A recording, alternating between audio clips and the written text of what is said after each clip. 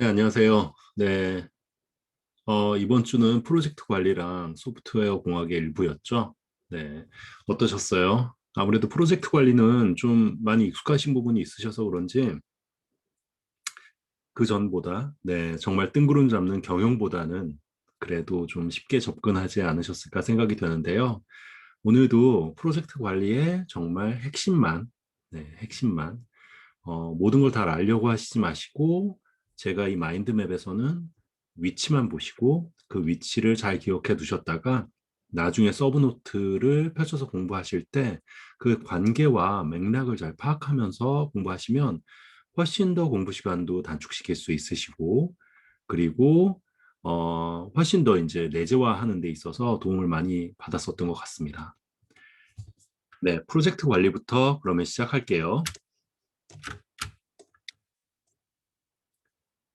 네, 프로젝트 관리가 뭘까요? 네, 뭐 쉽게 얘기하면 결국엔 프로젝트를 성공적으로 완수하기 위해서 관리를 하는 것, 관리를 해야 되는 영역들, 네, 뭐 이렇게 표현을 할 수 있을 것 같은데요. 맞습니다. 네, 프로젝트 관리는 기본적으로 프로젝트를 성공적으로 수행을 하기 위해서, 네, 하는 이제 관리적인 활동이라고 봐주시면 될 것 같은데요. 그렇다면 과연 프로젝트란 뭘까요? 네, 프로젝트란 여러 가지 이제 특징들이 좀 있을 것 같기는 한데요. 결국엔 고객에 맞는 고유한 제품이나 서비스 결과물을 만들어내는 활동이라고 생각하시면 될 것 같아요. 그리고 그 프로젝트는 몇 가지 특징들이 있는데 방금 말씀드린 것처럼 고유한 제품과 서비스 결과물을 가지고 있어야 하고 그리고 일시적인 노력입니다. 장기적인 노력이 아니라 일시적인 노력 그리고 변화를 추구하고 그리고 착수의 배경이 있고 범위와 원가 및 일정의 제약이 있어요. 그러니까 리소스가 혹은 아니면 일정이 굉장히 이렇게 뭐 한정 무한대인 것이 아니라 어느 정도의 제약이 있는 상태가 있다라는 부분이 이제 프로젝트의 특징이고요. 그럼 프로젝트라는 건 이러한 특징들을 가지고 있는 것들을 잘 관리해 주는 거라고 제가 앞전에서 설명을 좀 드렸는데 결국엔 이렇게 얘기해 볼 수 있을 것 같아요. 프로젝트를 성공적으로 완성시키기 위해 필요한 절반의 노력을 계획하고 조직하고 그리고 관리하는 과정이다. 라고 봐주시면 좋을 것 같고요. 몇 가지 유형들이 있죠. 네, 프로젝트의 유형에는 기본적으로 앞에 여러 가지 그 고유한 제품 서비스 결과물이라는 어떤 특징을 가진 프로젝트가 있을 수 있고요. 그리고 프로그램이 있을 수 있습니다. 프로그램은 프로젝트와 그리고 프로젝트와 연관성 있는 상호 연관성이 있는 프로젝트의 집합 정도로 이제 봐주시면 좋을 것 같은데요. 예를 들자면 뭐가 좋을까요? 저희가 정산 시스템 같은 것들을 이제 만드는데 정산 시스템뿐만 아니라 뭐 세금 계산서 발주 시스템, 발행 시스템, 뭐 이런 것들을 같이 개발한다라고 했을 땐 사실은 굉장히 연관성이 높은 네, 그런 범주를 가지고 있잖아요. 그래서 그런 프로그램은 이런 연관성이 조금 더 있는 연관성이 상호간에 있는 어떤 프로젝트의 집합이다 정도로 생각해 주시면 좋을 것 같고요. 포트폴리오는 그런 프로젝트와 그리고 프로그램의 집합이 될 수도 있고 프로젝트와 프로젝트의 집합이 될 수 있고 그러니까 이런 여러 가지의 프로젝트와 프로그램을 통합해서 관리하는 걸 이제 포트폴리오라고 얘기를 합니다. 그러면 이러한 프로젝트를 잘 관리하기 위한 이제 프로젝트의 유형까지도 설명을 좀 드렸는데요. 그럼 이걸 잘 관리하기 위한 조직이 또 있을 수 있겠죠. 그걸 저희 이제 프로젝트 매니지먼트 오피스라고 이제 얘기를 합니다. 그래서 PMI에선 몇 가지의 이제 프로젝트 관리 조직에 대해서 이제 설명을 좀 하는데요. 뭐 지원형이 될 수도 있고, 그리고 통제형이 될 수도 있고, 지시형이 될 수도 있다라고 얘기합니다. 지원형은 프로젝트를 수행함에 있어서 제반이 되는 어떤 절차라든지 산출물이라든지 활동이라든지 이런 부분들을 지원해주기 위한 어떤 그런 조직이고요. 상대적으로 좀 소극적인 조직이에요. 네, 거기에 반해서 통제하고 지시하는 조직은 프로젝트 중심적으로 기업이 돌아갈 때 이제 많이 선호가 되는 프로젝트 관리 조직이라고 생각해 주시면 좋을 것 같습니다. 네, 이렇게 저희가 프로젝트와 그리고 프로젝트 관리와 뭐 있는 그 프로젝트 관리의 유형들까지도 좀 살펴봤는데요. 결국엔 이런 프로젝트가 저희가 수행이 될 때를 보면 여러 가지 이제 환경들이 좀 있어요. 그냥 어떤 뭐 순탄한 환경에서 좀 돌아가는 것들이 아니라 프로젝트에 영향을 주는 어떤 그런 환경들이 있거든요. 그 환경들을 좀 보면 기본적으로 EEF라는 것이 있고 OPA라는 것이 있습니다. 그리고 조직 시스템이라는 게 있는데 EEF는 External Environment Factor라고 해서 이제 외부 환경 요소, 내외부 환경 요소라고 좀 봐주시면 좋을 것 같아요. 그래서 이제 내부 요소라고 보면 기본적으로 조직 문화라든지 조직 인프라, 사용하는 도구, 그리고 프로세스, 뭐 이해관계자의 위험 허용 한계, 뭐 이런 것들이 이제 내부 요소가 될 수도 있고요. 그리고 외부 요소로는 어떤 법적인 부분이나 저희 그 지난주에 경영할 때도 이제 그 외부의 법적인 준거성을 좀 지켜야 된다는 얘기를 말씀 좀 드렸는데요. 그런 부분들도 이제 다 프로젝트에 영향을 주는 요소라는 거죠. 그래서 표준, 산업계 연구 자료, 뭐 대외 시장 여건, 뭐 이런 것들이 다 프로젝트에 영향을 줄 수 있는 요소들입니다. 그래서 프로젝트에 영향을 주는 요소들을 이렇게 내부 요소와 internal environment factor 그리고 external environment factor 이렇게 좀 나눠볼 수 있을 것 같고요. OPA는 오르가니제이션 프로세스 에셋이라고 해요. 네. 그래서 기본적으로 조직 내에 가지고 있는 어떤 자산들이라고 생각해 주시면 될 것 같아요. 그래서 프로세스나 정책이나 절차들, 네, 이런 것들이나 아니면 기업의 지식 베이스, 그동안의 프로젝트를 수행하면서 수행하면서 얻었던 레슨 런드, 그러니까 어떤 교훈들이라든지 아니면 형상 관리라든지 아니면 재무 데이터 저장소라든지 이렇게 프로젝트를 진행함에 있어서 참고가 되는 그 기업만의 지식 베이스를 이제 합쳐서 OPA라고 얘기를 합니다. 네, 그리고 조직 시스템 같은 것들도 있겠죠. 그래서 이런 환경들을 잘 엮어서 내외 외부와 외부의 환경들을 잘 엮어서 그리고 조직의 어떤 자산들을 잘 활용해서 이제 프로젝트를 진행을 해야 하는데요. 그렇다면 이 프로젝트를 리드하는 사람은 누구일까요? 네, 프로젝트 매니저죠. 그럼 그 프로젝트 매니저의 역할이 또 중요할 것 같은데요. 기본적으로 프로젝트 매니저는 저희가 얘기하는 9가지 네, 지식 영역이 있잖아요. 네, 그 지식 영역을 관리하고 그리고 프로젝트가 성공적으로 완수가 될 수 있도록 프로젝트를 리딩하는 역할을 합니다. 네, 그런데 그 프로젝트를 잘 수행하기 위해서 이제 프로젝트 관리자가 가지고 있어야 되는 역량들이 몇 가지가 있어요. 그래서 뭐 전략적인 어떤 사고도 있어야 하고 기술적인 프로젝트 관리도 돼야 하고 뭐 이렇게 여러 가지가 있는데 이 하드 스킬과 소프트 스킬 관점에서 좀 나눠볼 수 있을 것 같습니다. 그래서 저 하드 스킬, 소프트 스킬은 예전에 데이터 사이언티스트의 하드 스킬과 소프트 스킬을 설명해 봐라. 이런 문제가 119회 때 관리에 출제가 됐거든요. 그래서 하드 스킬, 소프트 스킬, 저게 뭐지? 라는 부분에 있어서 좀 알고 가시면 좋을 것 같고요. 하드 스킬과 소프트 스킬은 하드와 그리고 소프트로 나눠서 저희 왜 7S 할 때 기억나시죠? 네. 그때도 하드와 소프트, 그러니까 쉽게 변할 수 있는 것들, 그리고 쉽게 변하지 않는 것들을 하드와 소프트로 나눠서 표현했던 거 기억나시리라고 생각이 됩니다. 비슷하게 생각하시면 될 것 같아요. 프로젝트 관리자의 하드 스킬은 해당 잡을 수행하는 데 있어서 필요한 기술적인 요구사항들입니다. 그래서 어떤 테크니컬한 전문 지식을 가지고 있다든지 아니면 인프라적인 전문 지식을 갖고 있다든지 아니면 어떤 툴을 다루는 능력 아니면 개발 방법론을 이해하고 있다든지 뭐 이런 부분들을 이제 하드 스킬이라고 얘기하고요. 그에 반해 소프트 스킬은 자아와 타인을 다루는 능력이에요. 그러니까 대인 관계나 어떤 그 미팅을 이끌어가는 능력들, 뭐 이런 것들이 이제 다 들어간다고 생각해 주시면 좋을 것 같은데요. 커뮤니케이션, 그리고 발표, 리더십, 그리고 문화나 회사 적응력, 이렇게 사실은 어떤 그 교육으로 되지 않는 그런 스킬들을 이제 소프트 스킬이라고 얘기합니다. 네, 저희가 그러면 지금 프로젝트 관리라는 걸 들어가기 전에 기본적으로 프로젝트는 무엇이고, 그리고 프로젝트를 실제로 관리하기 위해서 필요한 것들은 무엇이고, 그리고 프로젝트를 운영하는 환경, 아까 내부, 외부, 그리고 내부에서 어떤 그 조직 자산, OPA 같은 조직 자산을 말씀드렸죠. 그리고 정작 프로젝트 관리를 리드해 나가는 프로젝트 관리자에 대한 역할을 하드와 소프트로 나눠서 설명을 좀 드렸습니다. 그러면 실제로 프로젝트 관리를 잘 하기 위해서 필요한 부분들, 네, 그 영역들이 있거든요. 네, 그 영역들에 대해서 설명을 좀 드리도록 할게요. 네, 기본적으로 여기서 설명드리는 지식 영역 관리는 저희가 PM복이라고 하는 프로젝트, 네, 프로젝트 매니지먼트 바디 오브 날리지라는 PM복, PMI에서 정의한 그 지식 기반으로 저희가 설명을 좀 드리게 되고요. 그 PM복에는 저 지식 영역을 한 9가지 정도로 정의를 하고 있습니다.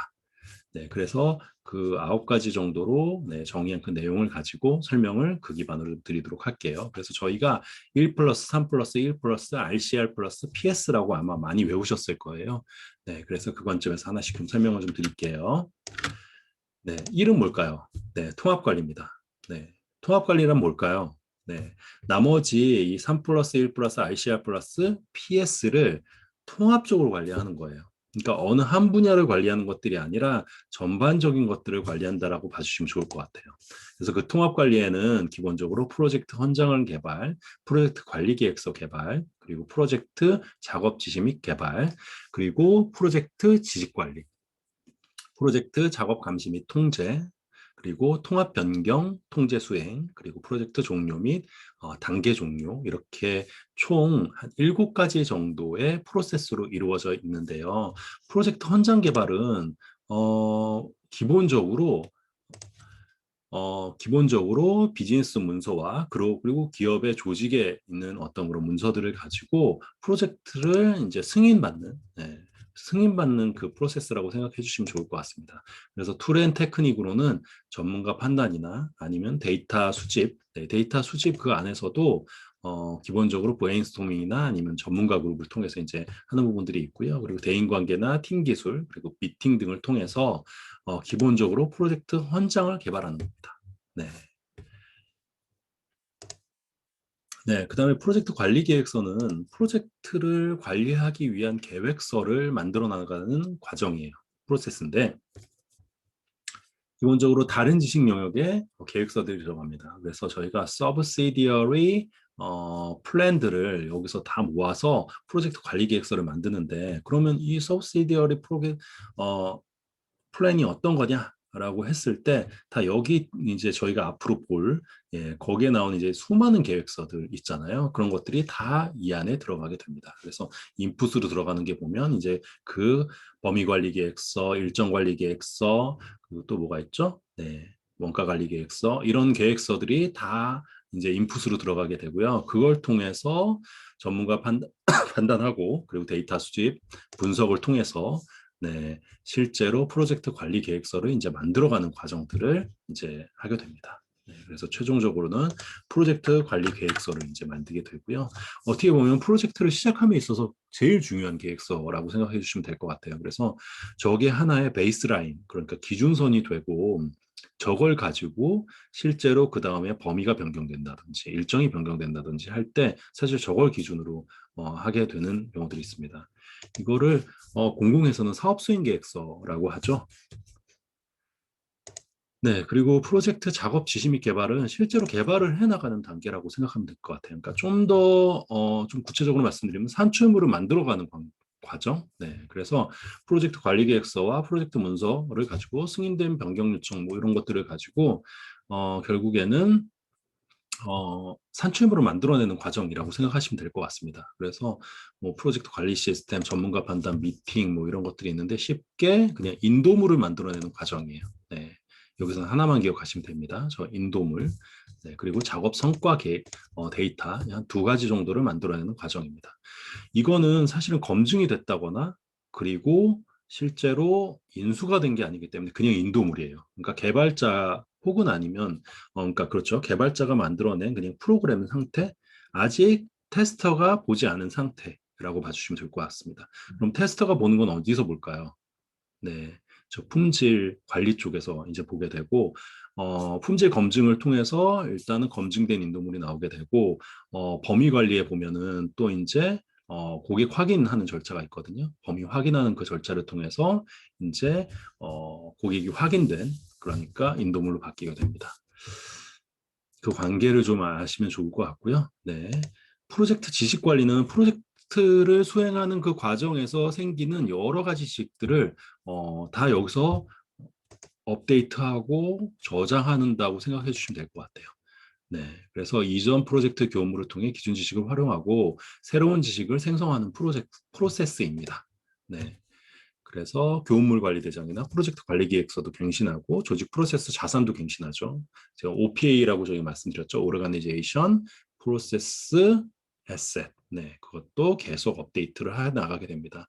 뭐 일례로 좀 들면 최근에는 저희 회사 같은 경우는 이제 위키라는 컴플라이언스, 그러니까 지라와 지라를 만든 그 회사에서 이제 컴플라이언스라는 툴이 이제 나왔는데 위키라고 비슷하게 생각해 주시면 될 것 같아요. 그래서 거기에 프로젝트에 진행되는 네, 이런 어떤 내용들을 다 기록을 하거든요. 네, 그래서 그걸 좀 참고해 주시면 좋지 않을까 생각이 됩니다. 네, 그리고 이제 프로젝트 작업 감시 및 통제인데요. 간단합니다. 네, 프로젝트 관리 계획서에 사전에 정의한 프로젝트대로 제대로 되고 있는지, 안 되고 있다면, 변경이 필요하다면, 이제 변경 요청서를 통해서 이제 변경하는 작업들. 변경을 한다고 하면 그냥 하면 안 되죠. 저희가 CCB, 네, Change Control Board였나요? 네, 이 변경통제위원회를 통해서 실제로 거기서 승인받은 것들만 이제 변경이 될 수 있는 거죠. 네. 그리고 변경 통제를 통합 변경 통제 수행, 모든 변경을 검토하고 정리하여 현재 처리 결과를 이해관계자에게 전달하는 프로세스라고 합니다. 네. 프로젝트 종료 또는 단계 종료라고 했는데요. 왜 프로젝트 종료만이라고 하지 않고 단계 종료를 넣었을까요? 네, 그거는 프로젝트는 실제로 하나의 프로젝트에 하나의 단계가 있을 수 있죠. 하나의 프로젝트에도 여러 가지 단계들이 있을 수 있거든요. 그래서 그 단계 저희가 아까 저기 보신 것처럼 계획하고 그리고 실행하고 그리고 통제하고 감시 및 통제를 하고 종료되는 이 프로세스가 한 프로젝트 내에서도 계속 반복이 될 수 있습니다. 그래서 그 부분 때문에 이제 단계 종료를 이제 넣어두셨다고 생각하면 될 것 같아요. 저희가 지식 영역 관리에서 지금 1을 끝냈어요. 네. 통합 관리 끝냈고요. 다음 3입니다. 3 한번 얘기해 보실까요? 네. 범위 관리, 일정 관리, 원가 관리. 네. 잘하셨고요. 범위 관리, 일정 관리, 원가 관리 너무 중요해요. 네.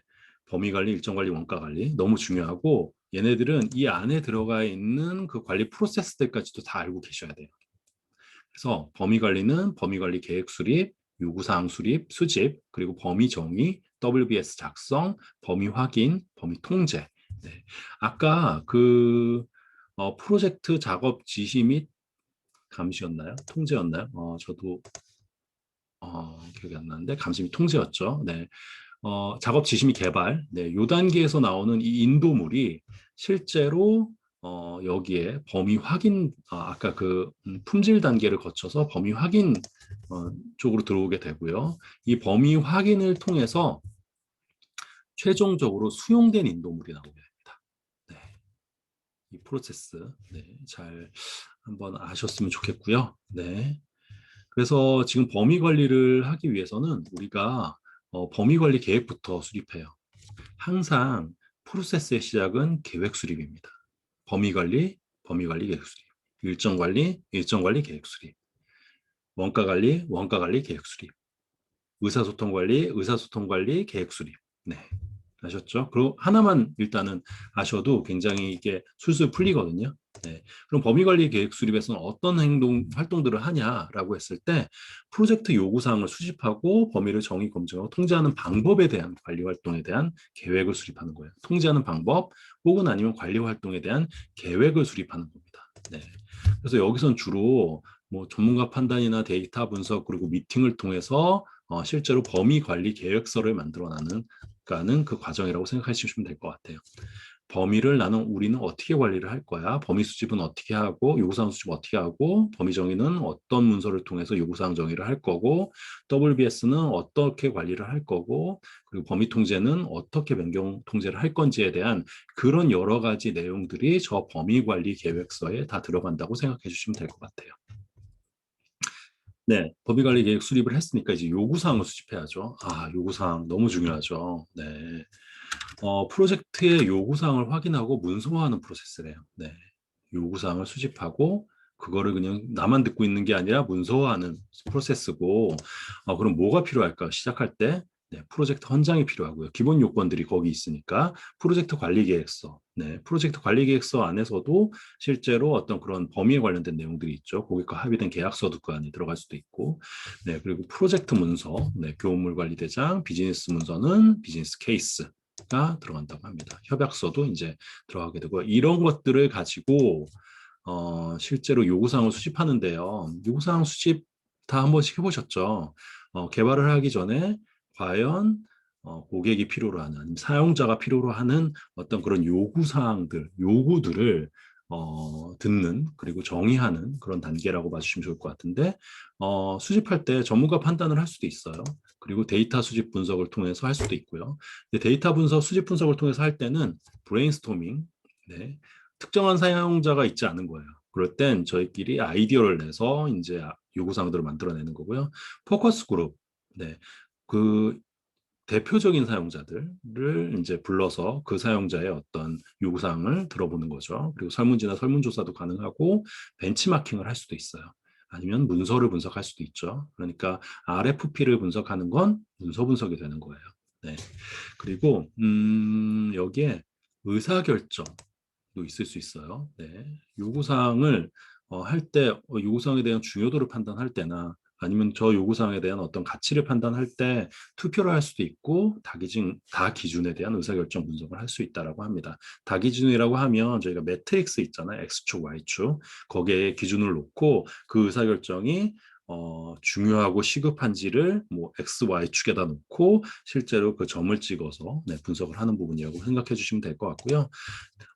저 요구사항을 할 때 이제 뭐 데이터 표현을 할 수도 있죠. 마인드맵 형태로 뭐 표시를 표현을 할 수도 있고 친화도, 그룹핑을 해서 저희가 요구사항을 정리할 수도 있어요.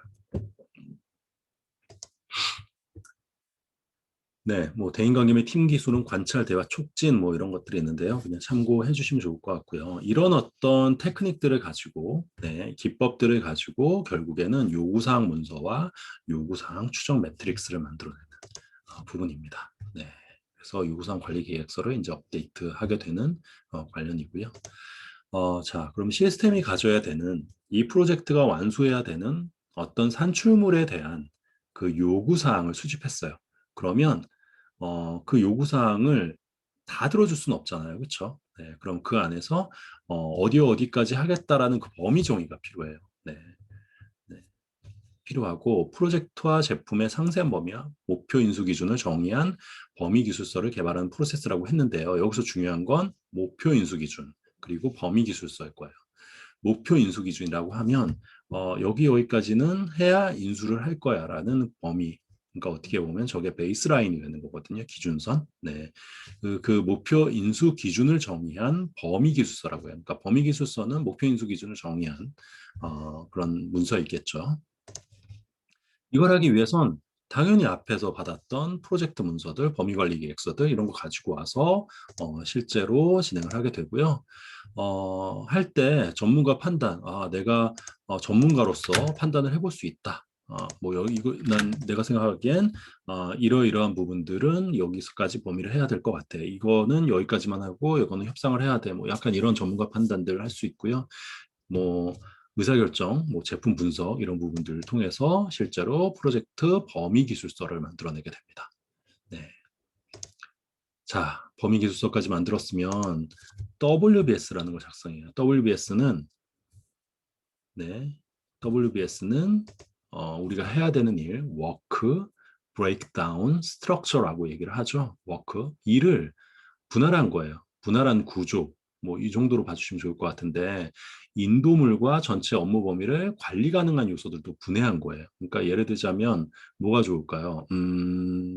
저희가 쇼핑몰을 하나 구축을 한다고 할게요. 그러면 먼저 뭘로 나눌 수 있을까요? 쇼핑몰에 네, 그렇죠. 상품을 디스플레이 할 수 있는 뭐 전시 영역이 있을 수 있고 그걸 보고 실제로 장바구니에 담는 장바구니 영역이 있을 수 있고 장바구니 영역에서 결제를 하는 결제를 뭐 영역이 있을 수도 있고 이런 여러 가지 또 하위 단계로 나눠지잖아요. 그러면 전시 영역 안에서도 실제로 리스트가 있을 수 있고 상세가 있을 수 있고 네, 그렇죠. 그리고 그 상세 내에서도 제품에 대한 썸머리 정보가 있는 부분을 나눌 수도 있고 상세 그 부분으로 나눌 수도 있고 네, 이렇게 계속 기능을 어떻게 보면 분할해서 해야 되는 일을 이제 분할해서 계속 나눠서 관리 가능한 요소들로 이제 분해한 계층도라고 하는데요.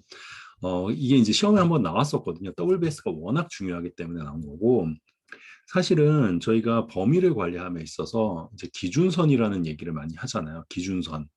딱 여기까지 할게라고 선을 긋는 거예요. 네.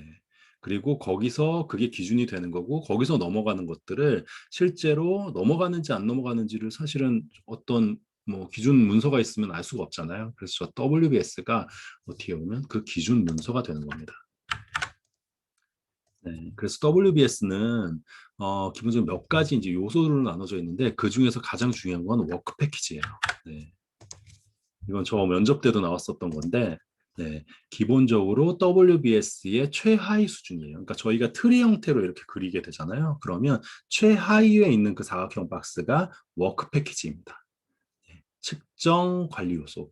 네, 그리고 보통 프로젝트를 진행을 하게 되면 저 워크 패키지가 어떻게 보면 산출물 단위로 되어 있어요. 그러니까 뭐 전달해야 되는 기능들 위주로 되어 있고 펑션 포인트를 매핑을 시킬 때는 저 워크 패키지 단위로 이제 펑션을 매핑을 시켰던 기억이 좀 나요. 네. 그래서 워크 패키지는 측정 가능한 관리 요소이고요. 이 워크 딕셔너리라는 걸 아셔야 되는데 이 워크 딕셔너리는 워크 패키지를 상세하게 설명하기 위한 내용들이에요. 네. 그래서 워크 패키지별 작업 내용, 그리고 작업 요구사항, 자원 요구사항, 그리고 일정 원가 산출물, 작업 완료 기준, 위험, 인수 기준 정보 관리, 뭐 요거 말고도 굉장히 많이 있겠죠. 그렇죠? 네.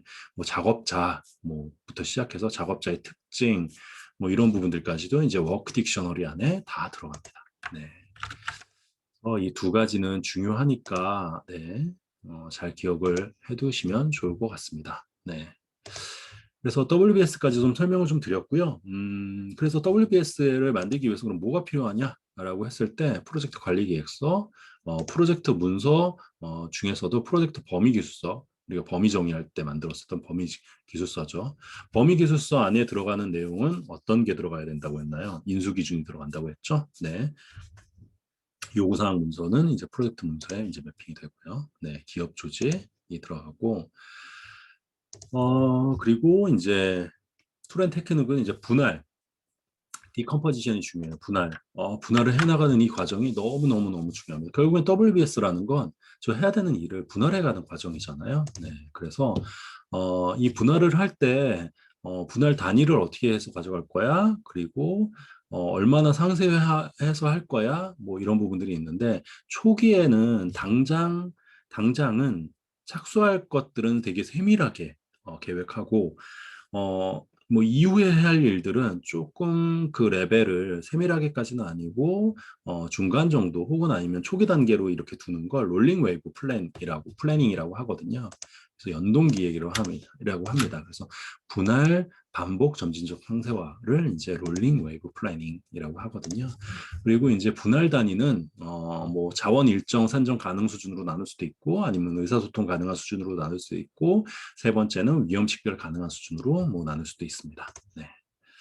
그래서 여기서 중요한 건 WBS는 워크 브레이크 다운 스트럭처이고 구성은 워크 패키지, 워크 딕셔너리 같은 것들이 있었고요. 그거를 이제 작성을 하기 위해선 범위 기술서라는 것을 가지고 그것을 세부적으로 분할해 가면서 100%뭐 100 룰이라거나 아니면 네, 아니면 이제 롤링 웨이브 플래닝이라든지 이런 기법들을 사용해서 실제로 WBS를 만들어냅니다. 범위 기준선을 만들어내는 게 사실 WBS의 작성의 이제 핵심이에요. 네. 그리고 실제로 범위 확인은 아까 저희가 프로젝트 작업 지시 및 작업이었나요? 네. 그게 끝나고 나면 이제 실제로 저희가 이제 품질 관리에서 프로젝트를 이제 하는 그 품질 검증 단계가 확인 검증 단계가 있는데 그게 끝나고 나면 이제 인수를 하게 되고 인수가 아니라 이제 그 고객이 이제 고객 입장에서 원하던 대로 요구사항대로 구현이 되었는지를 확인하는 이제 범위 확인 단계가 있고, 이 단계를 거쳐서 이제 수용된 인도물을 만들어내게 됩니다. 공식화하는 절차라고 했죠. 네. 그 종료 단계가 끝나게 되면 인수된 인도물이라고 또 얘기를 해요. 네. 범위 통제는 결국엔 아까 범위 기준선 만들었잖아요. 워크. WBS. 네.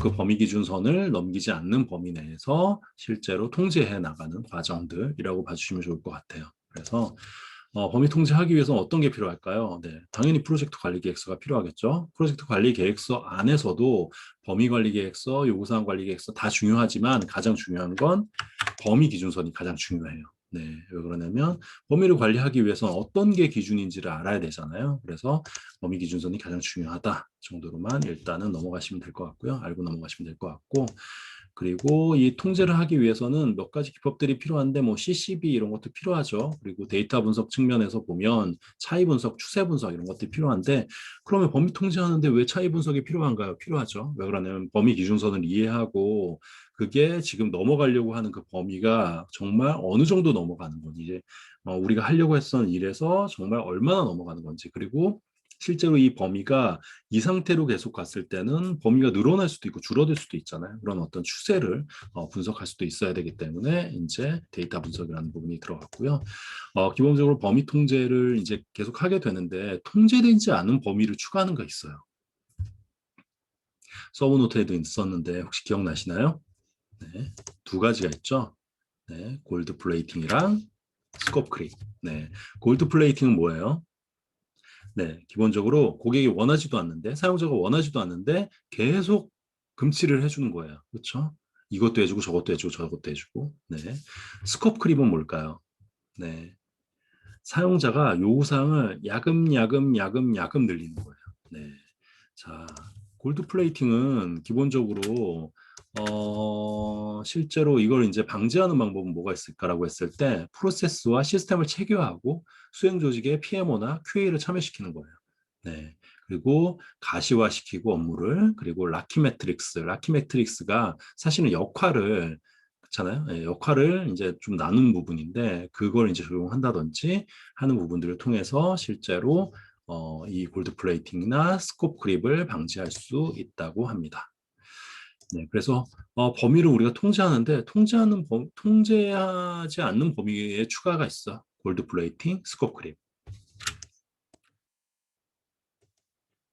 네, 그리고 범위 관리가 끝났고요. 자, 다음은 일정 관리예요. 일정, 기간 관리. 저희 프로젝트 하면은 항상 일정 관리 엄청 하잖아요. 그렇죠? 네, 그 프로젝트 관리의 일정 관리입니다.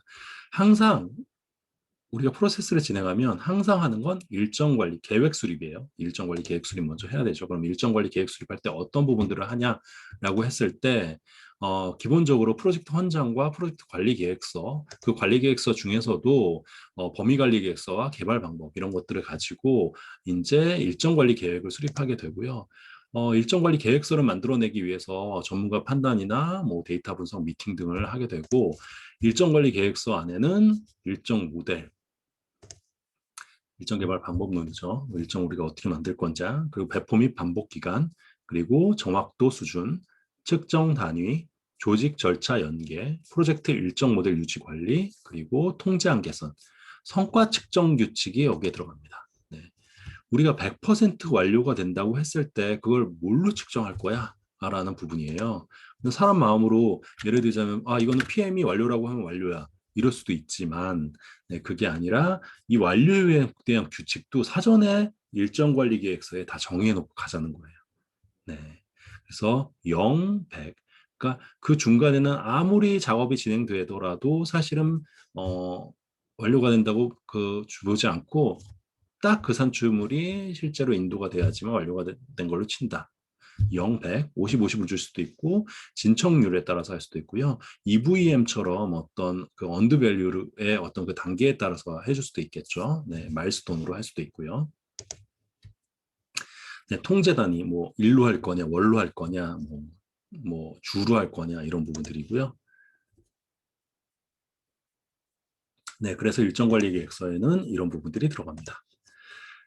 네, 일정 관리 계획을 수립했으니까 이제 일정을 수립해야 가는 이제 과정들을 해야 되는데, 자, 일정을 수립하는 과정은 한번 같이 해볼까요? 활동 정의, 활동 순서 배열, 활동 기간 산정, 그리고 일정 개발, 그리고 일정 통제예요.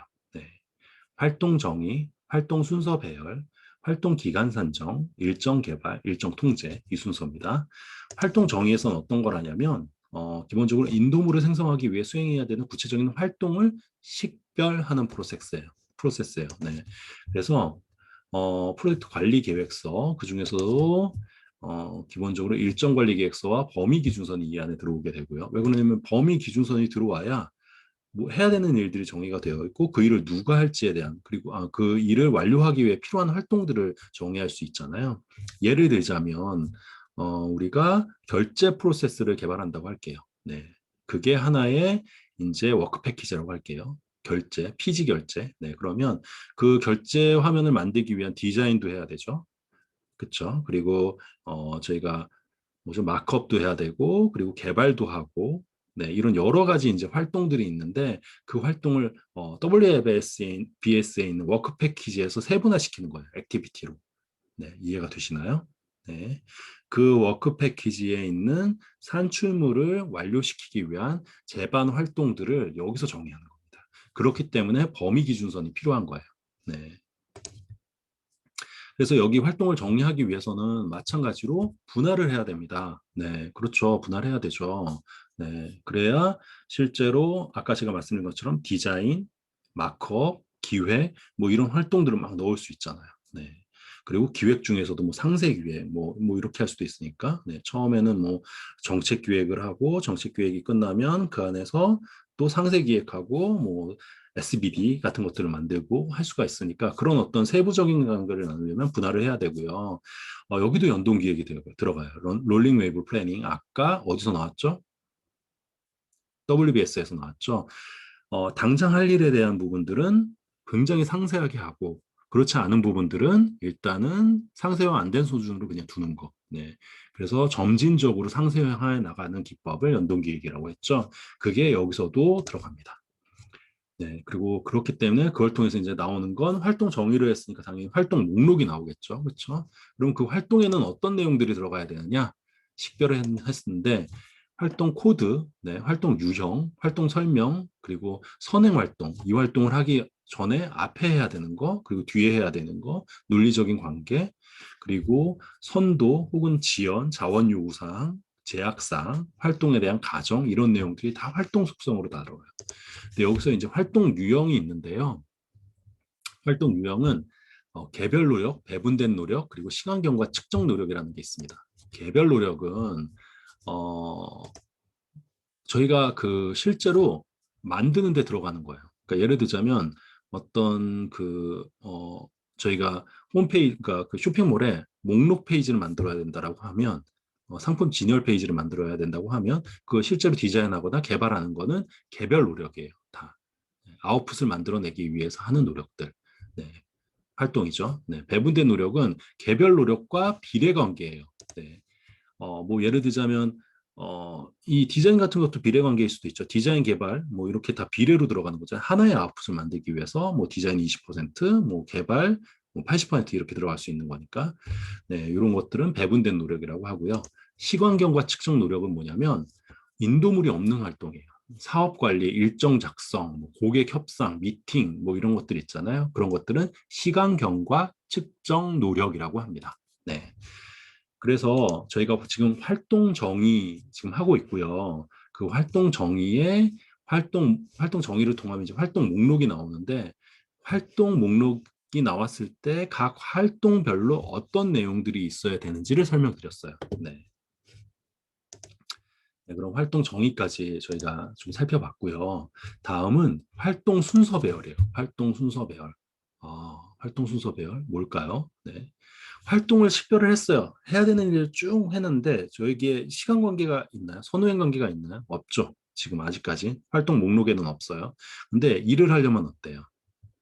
필요하잖아요. 저희가 디자인을 하려면 사전에 기획을 먼저 해야 되고, 그렇죠? 기획을 먼저 하려고 하면 요구사항 분석을 먼저 해야 되고, 이렇게 내가 어떤 일을 하기 전에 앞에 선행해서 진행돼야 되는 일들이 있어요.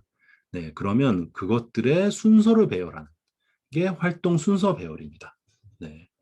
그래서 인풋은 뭐가 필요하겠어요? 당연히 앞전에서 네, 정의한 활동 정의, 활동 목록, 그쵸? 활동 목록이 필요하겠죠. 네. 그래서 그 활동 목록을 가지고 와서 실제로 여기서 중요한 게 이제 저희가 PDM이라는 걸 써서 선후행 관계를 이제 조직하게 되는 겁니다. 근데 이걸 조직을 할 때 하는 게 뭐냐면 FS냐, FF냐, SS냐, SF냐 이런 어떤 관계들이 있어요. FS는 뭘까요? 앞에 게 끝나고 시작하는 거 바로. 네, 동시에 끝나는 거 FF는 동시에 시작하면 SS. 네, 어떤 말씀인지 알겠나요? 네, 그래서 어떤 그 관계에 의해서 이제 하는 게 이제 PDM이고요. 네, 그리고 ADM은 활동을 화살표에 표시하는 거예요. 이걸 그림으로 들어 보여드리면 좀 편하게 것 같기는 한데 화살표로 이제 표현하는 거고 FS만 가능한 기법이라고 합니다. 그래서 저희가 주로 쓰는 건 이 PDM이에요. 네. PDM이고 그 다음에 의존관계 결정 및 통합을 하게 됩니다. 그래서 의무적, 뭐 임의적, 외부적, 내부적 이렇게 의존관계가 있다고 하는데요. 네, 이거는 참고만 해주시면 좋을 것 같고 또 선도 및 지연이 있어요. 선도 지연, 리드, 레그. 네, 선도는 선행활동 종료 전에 후행이 먼저 들어가는 거예요. 네, 제가 아까 FS가 뭐라고 했죠? 네, FS는 시작하고 끝나는 거예요. 그럼 끝나고 시작하는 거죠. 네, 끝나고 시작하는 관계인데 마이너스 5래요. 그러면 실제로 끝나고 시작하는 것보다 5일 당겨서 시작하는 거예요. 네, 지연은 뭘까요? 반대입니다. FS 플러스 5, 그러니까 5일 뒤에 시작하는 거예요. 앞에 선행 작업이 끝나고 나서 바로 시작하는 게 아니라 5일 뒤에 시작하는 관계인 거예요. 네. 그래서 리드와 레그에 대한 관계도 있을 수 있다라는 부분들. 그래서 이 활동 순서 배열이 끝나고 나면 저희가 잘 알고 있는 것처럼 프로젝트 일정 네트워크 다이어그램이 나오게 됩니다. 네. 여기서까지는 다이어그램이에요. 저희 왜 다이어그램 만들고 거기에 그 보면 다이어그램에 기간 넣고 그리고 시작, 종료 이렇게 계속 입력해가지고 쭉 숫자 적는 거 있죠. 네. 그 부분은 아직입니다. 네. 그래서 그 다음에 이제 활동 기간이, 그러니까 활동의 기간을 산정하는 거예요. 네. 그 활동을 하는데 디자인하는데 얼마나 걸릴까? 아니면 개발하는데 얼마나 걸리냐? 약간 이 부분이라고 생각해 주시면 될 것 같고요. 그래서 여기도 보면은 산정 방식이 중요하겠죠. 그 기간을 하는데 얼마가 걸린다는 걸 어떻게 산정할 거야? 전문가 판단, 내가 프로젝트 이렇게 해보니 이거는 이런 리스크가 있어서 며칠 정도 될 것 같아. 이거를 전문가가 판단하는 거예요. 유사 산정은 우리가 비슷한 프로젝트를 좀 해봤더니 그때 5일 걸렸어. 네. 모수 산정은 실제로 저 어떤 계산에 의해서 이제 하게 되는 거고요. 통계적인 그 방식을 좀 써서. 네. 그리고 3점 산정은 저희가 퍼트 방식이라고 하는데 이건 뭐냐면 최빈치, 일반치, 비관치라고 해요. most likely 그리고 optimistic, pessimistic 이 세 가지 것들을 가지고 3점 추정을 통해 일정을 관리하는 방법인데요. 편해요. 그러니까 예를 들자면 우리가 피지사 연동 개발을 해요. 네, 그 활동이 있다고 할게요. 그러면 그게 가장 많이 걸릴 것 같으면 10일이 걸려요. 네. 그런데 그냥 빠르게 하면 하루에 할 수 있을 것 같아요. 근데 보통 5일은 걸려요. 그러면 여기서 최빈치는 보통 5일. 네. 낙관치는 뭘까요? 1일. 하루밖에 안 걸린다는 거. 그리고 비관치. 진짜 최악의 경우에는 10일이 걸릴 수 있어. 이거를 3점 추적 방식으로 하게 되는 거예요. 3점 추적 방식에는 퍼트에는 삼각분포와 베타 분포가 있습니다. 네. 삼각분포는 어, 옵티미스틱, 모스트 라이클리 그리고 패스미스틱을 3으로 나누는 거예요, 그냥. 쉽죠? 네. 베타 분포는 6으로 나누는데 중간에 그러니까 그 일반치를 이에 곱하기 3을 해주는 거예요. 가중치를 둬서. 네. 삼각분포, 베타 분포. 네. 표준 편차. 네. 저희가 지금 활동 기간 산정하고 있고요. 활동 기간 산정을 하기 위한 산정 방식을 지금 보고 있어요.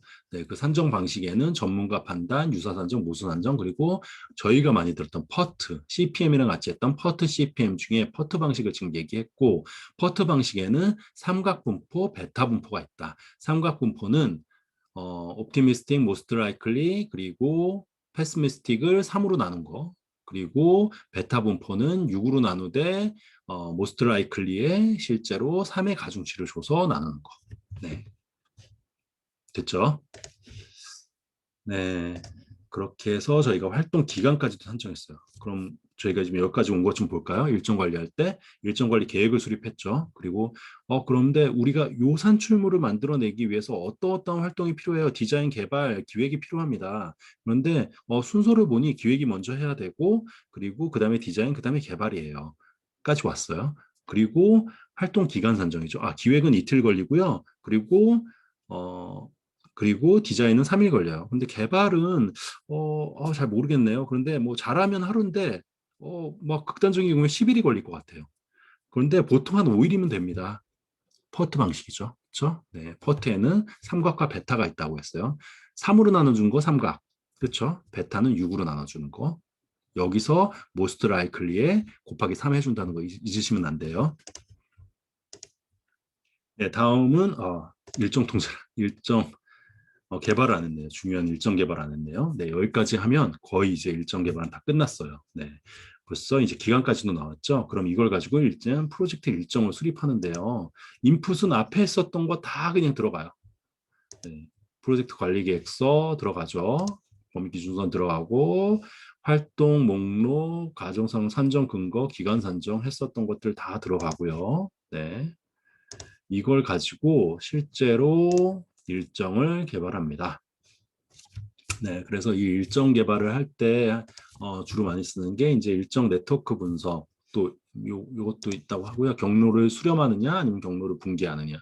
쉬워요. 네, 경로를 수렴한다는 얘기는 하나의 활동에 여러 활동이 모이는 거예요.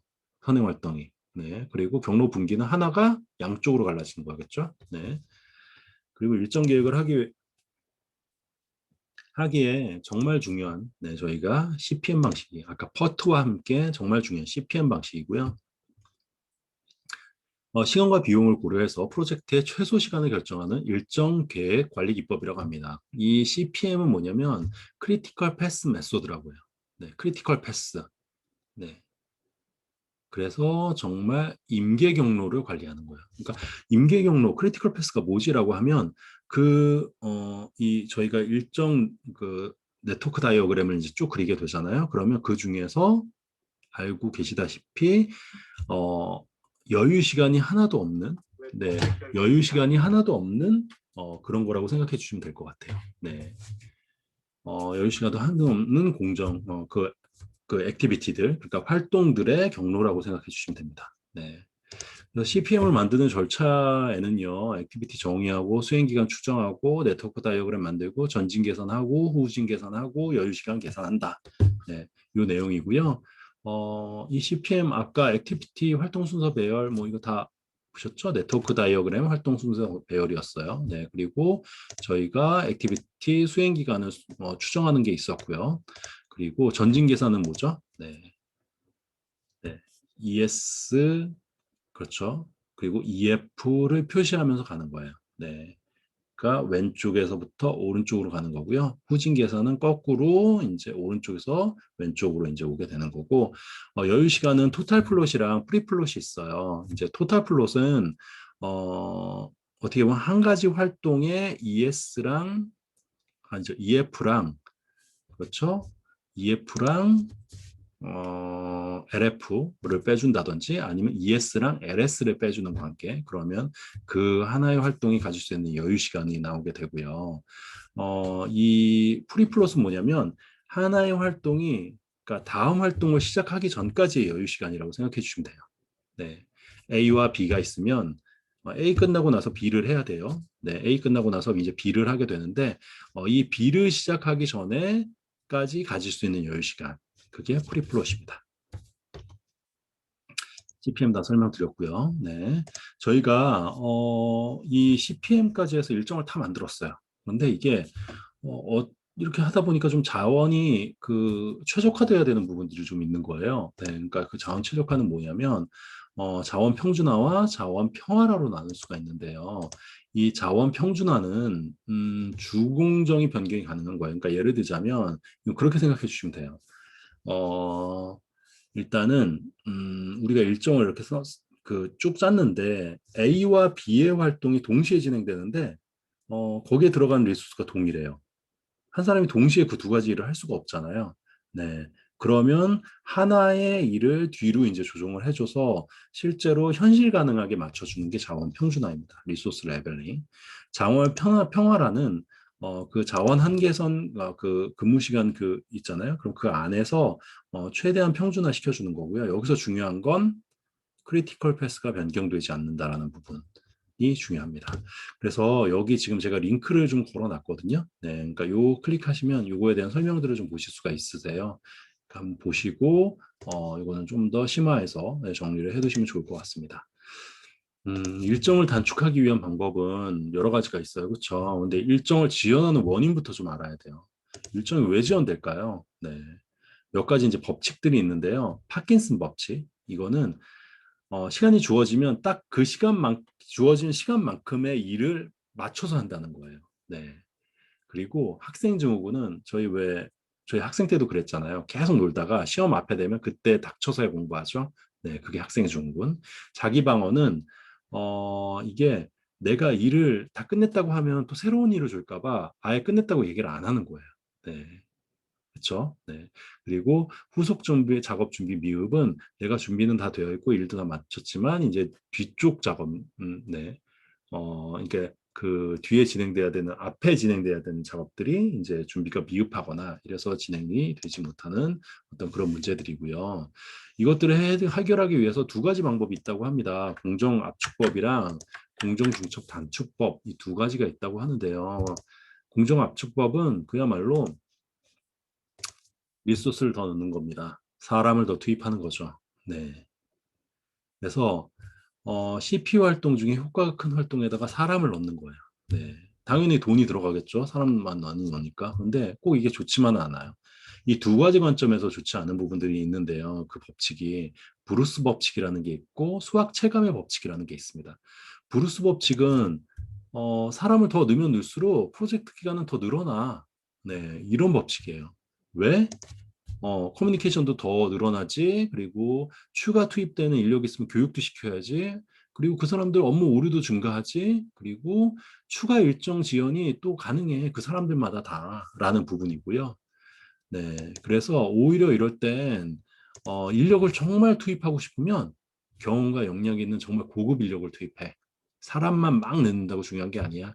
외부 전문가 아웃소싱 필요하고 아니면 현재 인원을 오히려 자원 잔업을 좀 시키는 게 저희한테는 잔업 당하는 사람 입장에서는 굉장히 억울하지만 네, 그게 오히려 일정을 단축하는데 더 도움이 돼. 사람 넣는 것보단. 이게 브룩스 법칙입니다. 사람 더 넣는다고 해결되는 게 아니야. 네. 왜? 우리가 그 커뮤니케이션 해야 되는 그 포인트도 늘어나고 교육도 시켜야 되고 네, 그 사람들이 실제로 오류의 발생 가능성도 늘어나는 거죠. 사람이 늘어나면 네, 그런 부분들 때문에 수학 체감의 법칙은 실제로 단위 면적당에 실제 생산할 수 있는 생산량이 정해져 있다는 거예요. 저희가 한 가지 일을 나눠서 했을 때 사실 효율이 좋은 그 지점이 딱 정해져 있다라는 겁니다. 그러니까 예를 들자면 어떤 한 가지 일을 두 명이서 나눠서 하고 세 명이서 나눠서 하고 네 명이서 나눠서 하고 이렇게 사람이 계속 늘어나면 계속 그 늘어나는 것만큼 실제로 효율이 더 나을 것 같지만 결국엔 그 단위 면적이라는 게 정해져 있기 때문에 실제로 그 효율성이 어느 순간에 갔을 때는 임계치에 도달한 이후에는 오히려 더 절감된다는 효율성이 떨어진다는 네, 그 법칙이라고 생각해 주시면 될 것 같습니다. 네, 그래서 공정합축법이 사람을 넣는 건데 결국엔 사람을 넣는 게 꼭 좋지는 않아. 그렇기 때문에 그렇죠. 좋지는 않아. 왜 그러냐면 아까 브룩스 법칙 같은 게 있고 수학 체감의 법칙 같은 게 있기 때문에 그렇게 꼭 좋지는 않아. 정말 사람을 더 넣고 싶으면 전문가를 넣든지 아웃소싱 하든지 아니면 잔업을 시키는 게 나아. 네, 여기까지 설명드렸고요. 공정중첩 단축법은 패스트 트래킹이라고 얘기하는데요. 병행해서 하는 거예요, 그냥. 네. 일 끝나기 전에. 네. 어떻게 보면 API가 끝나야 저희가 프론트엔드 개발을 할 수가 있는데 이게 API 끝날 때까지 시간이 이게 단축이 안 되니까 끝날 때까지 기다리면 그렇죠. 네. 끝나고 나서 진행하는 게 원래 맞지만 그렇게 되면은 시간이 지연이 되니까 이거를 그럼 우리가 API 문서만 일단 먼저 만들어 줄 테니까 그거 가지고 개발하고 있어. 이렇게 되는 거죠. 네. 그런데 오히려 보세요. 나중에 이 개발 문서가 한번 바뀌면 계속 수정이 이제 프론트엔드 쪽에서는 있어야 되는 부분들이 있는 거죠. 다 양날의 검입니다. 네, 일정 단축까지 말씀드렸고 CCM이라는 게 있어요. 이건 버퍼를 넣자는 거예요. 네, 리소스 디펜던시를 고려해서 일정을 작성하는 자원 제약 사항을 고려해서 일정을 작성하는 방법인데요. 버퍼를 넣자는 거고요. 네, 프로젝트 버퍼는 크리티컬 체인 사이에 활동에서 확보한 버퍼를 크리티컬 체인의 끝에 두어서 관리를 한다는 겁니다. 다 모아서, 네. 다 프로젝트의 버퍼들을 다 모아가지고 맨 끝에 프로젝트 버퍼로 활용하는 거예요. 네, 활동들의 버퍼들을. 그래서 근데 그 프로젝트 버퍼도 세 단계로 나눈다고 합니다. 안전 영역, 모니터링 영역, 행동 영역. 안전 영역은 여기까지는 버퍼를 사용해도 돼. 모니터링 영역, 주의, 행동 영역, 이제는 더 이상 안 돼.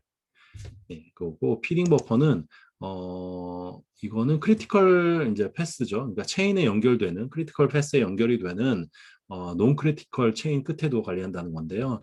왜 그러냐면 어떤 활동이 있는데 이 두 가지 그 활동으로 어떤 양쪽에서 크리티컬 체인은 아니지만 어떤 그 선행 활동들이 있어요. 그러면 그 두 가지 활동이 지연되면 크리티컬 패스가 지연이 되잖아요. 그래서 이 두 가지 활동 끝에 버퍼를 넣는 것입니다. 네. 크리티컬 체인 메소드, 프로젝트 버퍼, 피딩 버퍼 잊지 마시고요. 네. 그리고 일정 개발의 데이터 분석, 네. 네. 가정형 시나리오, 시뮬레이션 뭐 이런 부분들 이제 말씀드렸고요. 이런 것들도 통해서 실제로 일정을 이제 개발을 하는 거예요. 네. 일정을 개발하면 결국에는 일정 기준선이 나오게 되게 됩니다. 네. 우리가 몇 월 며칠까지 이걸 하기로 했어. 라는 그 기준선 자체가 나오게 되고요. 이제 여기서 변경이 일어나면 그건 변경통제위원회를 통해서 일정 변경을 하게 되는 부분이 생기게 되는 겁니다. 네, 일정 통제는 그 변경에 대한 그리고 일정 지연에 대한 감시 및 통제하는 부분들이라고 생각해 주시면 될 것 같고요. 일정 감시, 진행 상황 갱신, 일정 기준선 변경 관리를 하는 여기서 한다라고 생각해 주시면 될 것 같아요. 네.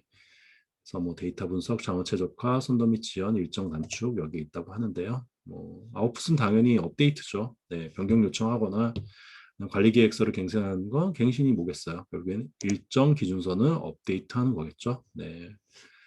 일정이 늘어나면 원가도 늘어나기 때문에 같이 원가 기준선도 변경이 되게 됩니다. 네, 다음은 원가 관리예요. 원가. 네, 돈이죠, 돈. 네, 프로젝트 관리에서 중요한 원가 관리입니다. 네, 원가 관리도 마찬가지로 원가 관리 계획을 수립하고요. 원가를 산정하고 예산을 결정하고 원가를 통제합니다. 네, 돈을 어떻게 관리할지에 대한 계획을 세우고요. 그리고 그 해당되는 다 액티비티별로의 원가를 산정하게 됩니다. 그다음에 총 버짓을 결정하게 되고요. 이 프로젝트는 얼마짜리야? 10억?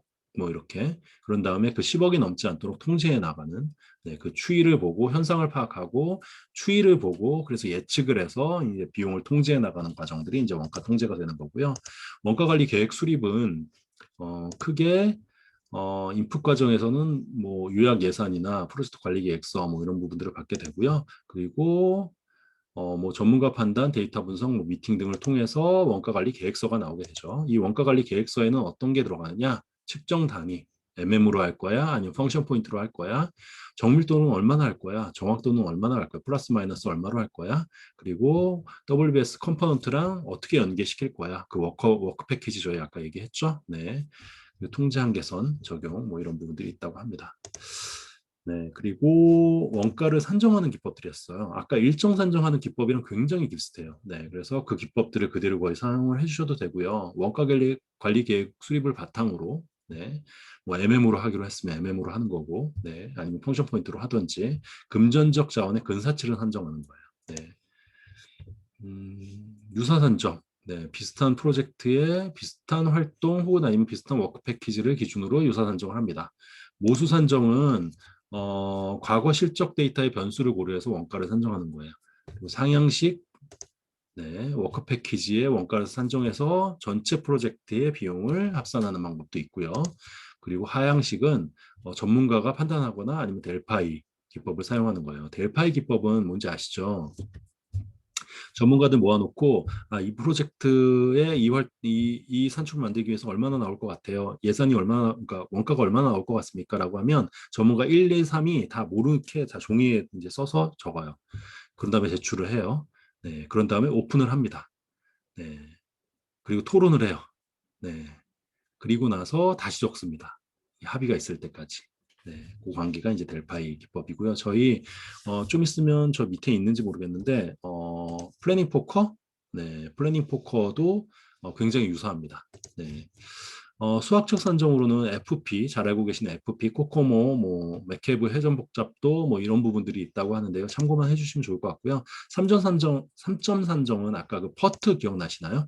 네, 네, 퍼트, 네, 그거랑 네, 거의 똑같다고 생각하시면 될 것 같아요. 네, 최빈치, 낙관치, 비관치 가지고 했었죠. 네, 음, 네, 이런 것들을 통해서 이제 원가를 산정하게 되고 원가 산정치가 이제 나오게 됩니다. 네, 원가 산정치가 나오면 그걸 가지고 이제 예산을 결정하게 되죠. 네, 그래서 이게 예산이 결정되면 승인된 원가 기준선이 수립이 되게 되고 그걸 가지고 원가를 관리하게 되는 거예요.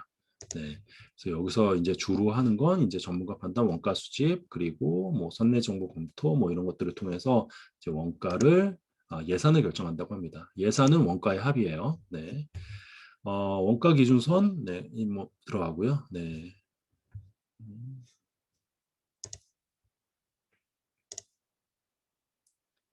네, 다음은 이제 원가 통제예요. 네, 그러니까 결정이 된 그 예산 안에서 원가 기준선의 변경을 관리하고 프로젝트 원가를 갱신하기 위해 프로젝트 상태를 관리하는 부분입니다. 원가 통제에서 가장 중요한 거, 우와, 네, 보이시죠? 네, 이걸 좀 닫아서 보여드릴게요.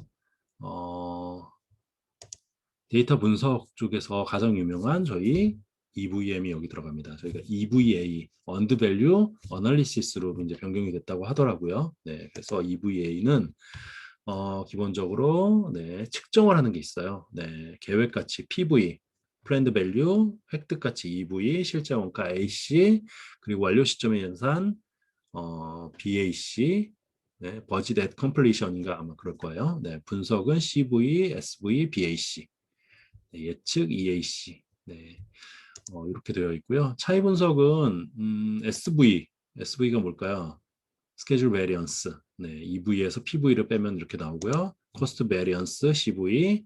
네, EV에서 AC를 이제 빼는 겁니다. 네, SPI는 마찬가지로 PV를 EV로 나눠준 거고, EV를 PV로 나눠준 거고요. 네, CPI는 네, EV를 AC로 나눠줄 겁니다. 현재 코스트로 이제 나눠주면 얼마나 이게 특정 신검의 실제 원가 지출에 효율성이 있게 지금 가고 있는지를 보는 거고요. 네, 그래서 요거는 한번 유사한 문제들을 좀 풀어보시면서 한번 좀 익히실 필요가 있으세요. 네, 이게 되게 좀 헷갈린 부분들이 좀 있거든요. 그리고 한 가지 좀 팁을 드리자면 항상 그 EV는 요 가운데에 들어간다는 거. 네, 요거를 참고해 주시면 의외로 사람이 당황하면 잘 못 쓰게 되는데 잘 쓸 수 있게 됩니다. 그래서 나눠줄 때도 AC로 EV를 나누면 CPI가 되죠. 다음은 추세 분석입니다. 네, 추세 분석은 네, 앞으로 어떻게 될지를 보는 거죠. EAC를 계산하기 위해서는 AC와 ETC를 더해야 되는데 이 ETC가 뭐냐면 Estimation to Completion이에요. 그러니까 앞으로 완료하기 위해서 어느 정도의 비용이 더 필요할까? 인 부분인데요. BAC에서 주로 이제 EV를 빼준다고 합니다. 네, 그래서 EAC는 ETC, 현재까지 지출된 원가에서 앞으로 나갈 돈 ETC를 더하면 이제 EAC, 네, Estimate and Completion, 네, 버짓이 있었는데 이제 버짓은 별로 중요하지 않아. 왜 그러냐면 앞으로 이제 어떻게 될지는 이제 추세를 봤잖아요. 네, 그렇기 때문에 EAC를 이제 현재 시점에서 EAC를 한 번 더 계산하게 되는 거고요. 원가 성과 지수 반영 그리고 뭐 원가 일정 성과 지수 반영 이런 것들이 있는데 이게 118회 문제인가 아마 이게 나왔을 거예요. 그래서 이 CPI를 감안해서 혹은 아니면 CPI 곱하기 SPI를 해서 실제 현재 진척률을 고려한 ETC를 구해주는 EAC를 구하는 이 방법을 실제로 좀 한 번씩 문제를 꼭 풀어보시고 네, 하시면 좋겠습니다. BAC는 Variance at Completion이고 완료 시점의 차이예요. 네, 그러면 우리가 원래 Budget Completion을 했는데 이 정도 예산을 가지고 프로젝트를 시작했는데 지금 예측되는 게 EAC가 얼마야? 예를 들자면 5억일 거라고 생각하고 예산 다 잡아놨는데 실제로 EAC는 6억이 나올 것 같아. 그러면 어떻게 되는 거죠? BAC는 마이너스 1억이죠. 네. 네, 그렇게 봐주시면 좋을 것 같습니다. 네, 데이터 분석까지 했고요. 뭐 완료 성과 지수 뭐 이렇게 있다고 하는데 이건 한번 그냥 읽어보시면 될 것 같아요. 네. 네. 그리고 원가 통제까지 했고 원가 관리도 마무리가 되었습니다. 네. 네, 저희가 그럼 1 플러스 3까지 했고요. 1 플러스 3 플러스 1 품질 관리죠. 네. 품질 관리는 3개예요. 네. 품질 관리 계획 수립, 그리고 품질 관리, 품질 통제. 네. 네. 품질 관리 계획 수립은 기본적으로 프로젝트 및 산출물과 품질 요구사항이 어떻게 동작하는지 문서화하는 기준을 수립하는 거고요. 여기서 중요한 건 품질 지표가 여기에 들어갑니다. 그리고 품질 체크리스트도 여기에 들어갑니다. 네. 네, 품질 관리에는 기본적으로 품질 관리 계획서에 기술된 품질 기준을 수행하고 여기서 뭐 오딧 이런 것도 여기 들어가고 네, 들어간다고 하고요. 네. 그리고 품질 통제 단계에서는 이제 QC7이 이제 여기에 들어가요. 네, 그래서 프로젝트 결과가 관련 품질 기준을 준수하는지 결정하고 검사하고 기록하면서 성과를 평가하고 권고안을 제시하는 활동이라고 합니다. 네, 그래서 원인 분석 단계로는 특성 요인도 산점도 뭐 층별, 층별은 이제 범주 형태로 이제 구분을 해주는 거라고 생각해 주시면 될 것 같아요. 자료 관리 단계에선 관리도, 현상 파악 단계에선 파레토, 히스토그램, 체크 시트가 있다. 네, 봐주시면 좋을 것 같고요. 품질 관리는 나중에 테스트할 때도 자세하게 할 거기 때문에 훅 일단 넘어가겠습니다. 1 플러스 3 플러스 1 플러스 RCR, 그렇죠? R 자원관리, 자원관리라고 하면 팀 나오는 게 여기죠. 네, 자원관리 계획 수립, 활동 자원 산정, 자원 산정. 네, 여기서 그 라키 차트가 아까 우리가 잠깐 봤었던 라키 차트가 들어갑니다. 물적, 인적 자원의 종류와 수량을 선정합니다. 활동 자원이 이 안에서는 꼭 인적 자원만 들어가는 게 아니라 활동 자원도 여기 들어간다는 부분 잊지 마시고요. RBS는 리소스 브레이크다운 스트럭처예요. 그래서 저희가 WBS가 워크 브레이크다운 스트럭처였잖아요. 일을 나눈 거고 여기는 리소스를 나눈 거예요. 자원 분류 체계를. 그리고 라키 차트가 나오는데요. 라키 차트는 R은 responsibility, responsible이군요. 네, 실무 책임자. 우리가 뭐 R 이러잖아요. 네, accountable은 이제 의사결정 책임자. 그리고 C는 컨설턴트, 자문해주는 사람. 네, 그리고 I는 inform이라고 합니다. 정보를 제공해줘야 되는 사람. 네, 이렇게 있고요. 우리가 프로젝트를 좀 진행하다 보면 이런 경우들 아마 많지 않으세요? 네. R은 없는데 저희 회사가 지금 딱 그렇거든요. R은 없어요. 네. 근데 A도 없어요. 네. C만 굉장히 많은 거죠. 네. C만. 네. 그럼 어떻게 될까요? 프로젝트가 산으로 가겠죠. 일하는 사람들은 없고 주변에서 얘기하는 사람들만 엄청 많고 저희는 실무 책임자도 있고 컨설턴트도 있는데 A가 없는 경우는 어떨까요? 일이 진척이 안 되겠죠. 네. 그 의사결정자가 없으니까 네, 그렇게 이해하시면서 저 락키 차트를 잘 활용을 해주시면 좋을 것 같습니다. 자원을 확보하는 건 뭐 저희가 팀을 이제 셋업한다든지 아니면 필요한 어떤 인력들을 소싱해 온다든지 이런 부분이죠. 크라우드 소싱 뭐 이런 것도 다 여기 들어가는 거예요. 가상팀 다 여기 들어가는 겁니다. 아웃소싱 다 여기 들어가는 거예요. 네. 아웃소싱 뭐 그렇죠. 자원을 여기서 확보하는 거죠. 네, 계약적인 관계는 당연히 저희가 프로큐어먼트 그러니까 조달 관리에서 하더라도 네, 여기서는 이제 팀을 네, 필요한 자원들을 소싱해 오는 거예요. 그리고 팀 개발은 그 소싱한 팀을 이제 개발하는 단계인데요.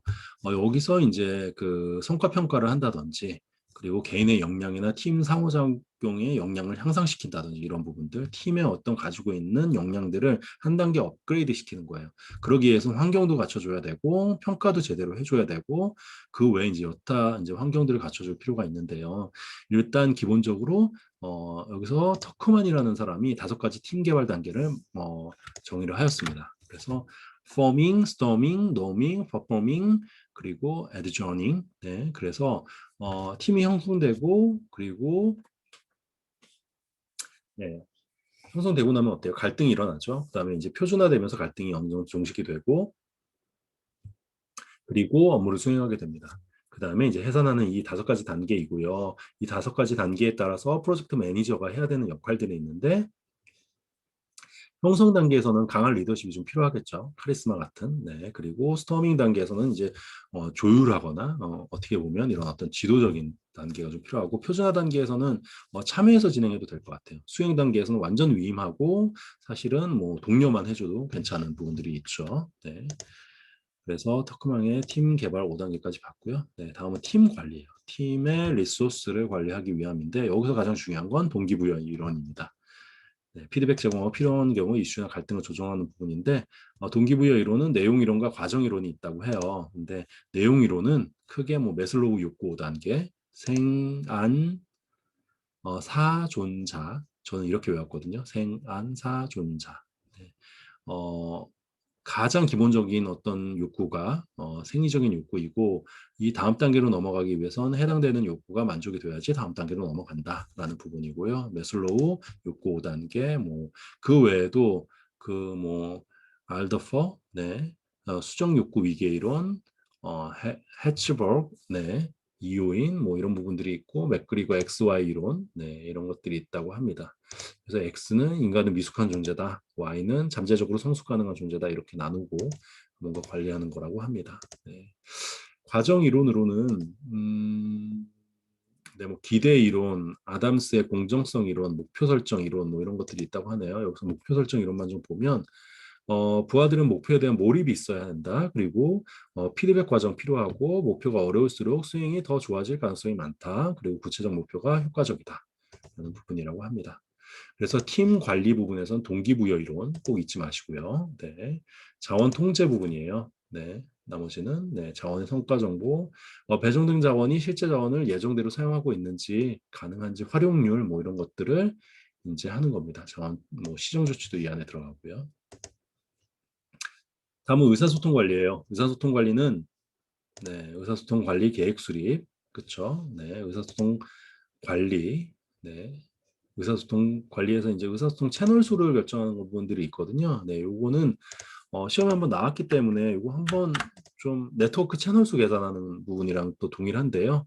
외워두시면 좋을 것 같아요. n 곱하기 n-1을 2로 나눈 부분, 이게 의사소통 채널 수라고 합니다. 뭐 의사소통 감시는 이해관계자 요구사항, 그러니까 정보에 대한 요구사항이죠. 네, 그냥 요구사항이 아니라 요구사항이 충족되고 있는지를 확인하는 부분입니다. 네, 위험 관리예요.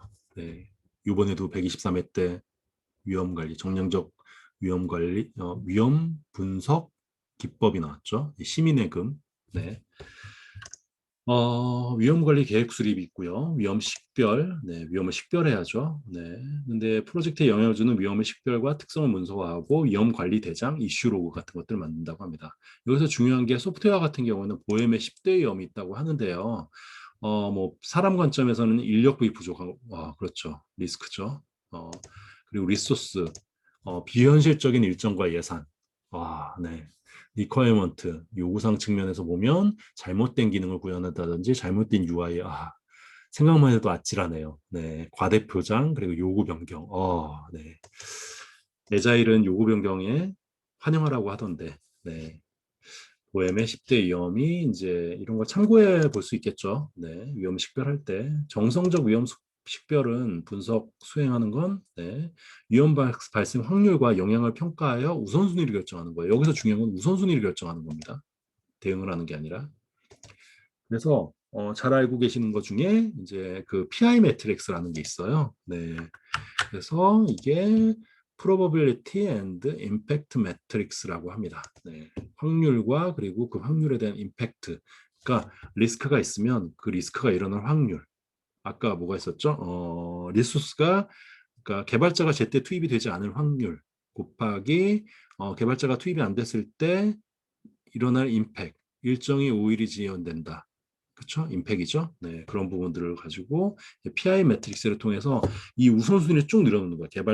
개발자 늦게 투입 아니면은 뭐 또 뭐가 있을까요?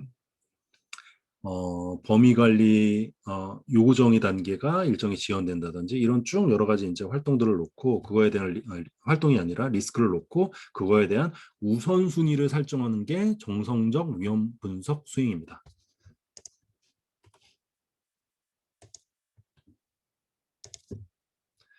네, 제가 굉장히 많이 사실은 이 밑에 보면은 막 일정 관리만 해도 지금 324개 이 안에 그 토픽이 있잖아요. 네, 그런데 그걸 다 열어보지 못하는 게 마음이 너무 아프네요. 어, 그리고 그 다음에는 이제 정량적 위험 수행인데요. 위험 분석 수행. 네. 정량적 위험 분석 수행은 정량적, 그러니까 수치적으로 판단하는 거예요. 아까 정성적은 뭐라고 그랬어요? 위험에 대한 우선순위를 결정하는 거예요. 얘는 수치로 파악하는 거예요. 네. 툴앤 테크닉이 여러 가지가 있는데 그 중에서 가장 너무너무너무너무 중요한 건 시민의 급입니다. 시뮬레이션, 민감도, 의사결정 나무 분석, 그리고 금정값. 네, 영향관계도인가요? 네. 그리고 의사결정 나무 분석에 여기에 금전적 기대값 분석이 하나가 더 들어가야 됩니다. 네, 제가 여기 이렇게 표현을 이렇게 했는데 이렇게 나오는 거예요. 네. 금전적 기대값 분석은 실제로 확률의 기대 금액까지도 곱해서 돈으로 환산해서 보는 거예요. 네, 시뮬레이션은 몬테카를로 시뮬레이션 기법이 있죠. 이거는 정말 어떤 모델을 만들고 그 모델에 따라서 프로젝트가 지연이 될 확률, 프로젝트가 제때 끝날 확률, 뭐 이런 부분들을 계산해 내는 거예요. 네. 그리고 민감도 분석은 어떤 특정한 영향이 있을 때 그 영향을 받았을 때 어떤 민감도, 임팩 이런 것들을 표현하는 거고요. 토네이도는 민감도가 큰 순서대로 막대 그래프로 표시하는 거예요. 저희가 통계를 할 때, 회귀 분석할 때, 뭐였죠? 갑자기 생각이 안 나네요. 네. 어, 네, 독립 변수가 있었고, 그리고, 어, 갑자기 생각이 안 나요. 영향 변수, 네. 독립 변수가 있고, 거기에 따라서 이제 결정이 되는 결정 변수가 있었잖아요. 네. 그러면 그거랑 비슷하고 생각합니다. 어떤 임팩이 있으면 그거에 대한 영향, 두 인자에 대한 서로 영향 관계들을 이제 표시한다라고 생각해 주시면 좋을 것 같고, 토네이도 다이어그램은 민감도가 큰 순서에서 낮은 순서대로 네, 역삼각형이 돼야 돼요. 그러니까 네, 그리고 아노바 분석, 시나리오 분석 이런 것들이 있다라고 합니다. 네, 네, 위험 대응 계획 수립은 이렇게 위험을 분석을 해봤어. 우선순위도 다 결정됐고 그 위험에 대한 부분들도 다 수치적으로 우리가 다 계산했잖아요. 그러면 이걸 어떻게 대응할 거야? 라는 부분이에요. 네, 부정적 위험을 대응하는 건 이아트마라고 합니다. 에스컬레이션, 회피, 전가, 완화, 수용. 네. avoid, transfer, mitigate, 그리고 accept. 네. 그리고 긍정적은 이걸 활용해야 되잖아요. 어떻게 보면 이건 뭐 같은 위험이긴 하지만 활용, escalation 그리고 exploit 활용, 그리고 공유, 증대, 수용 뭐이 단계가 있다라고 합니다.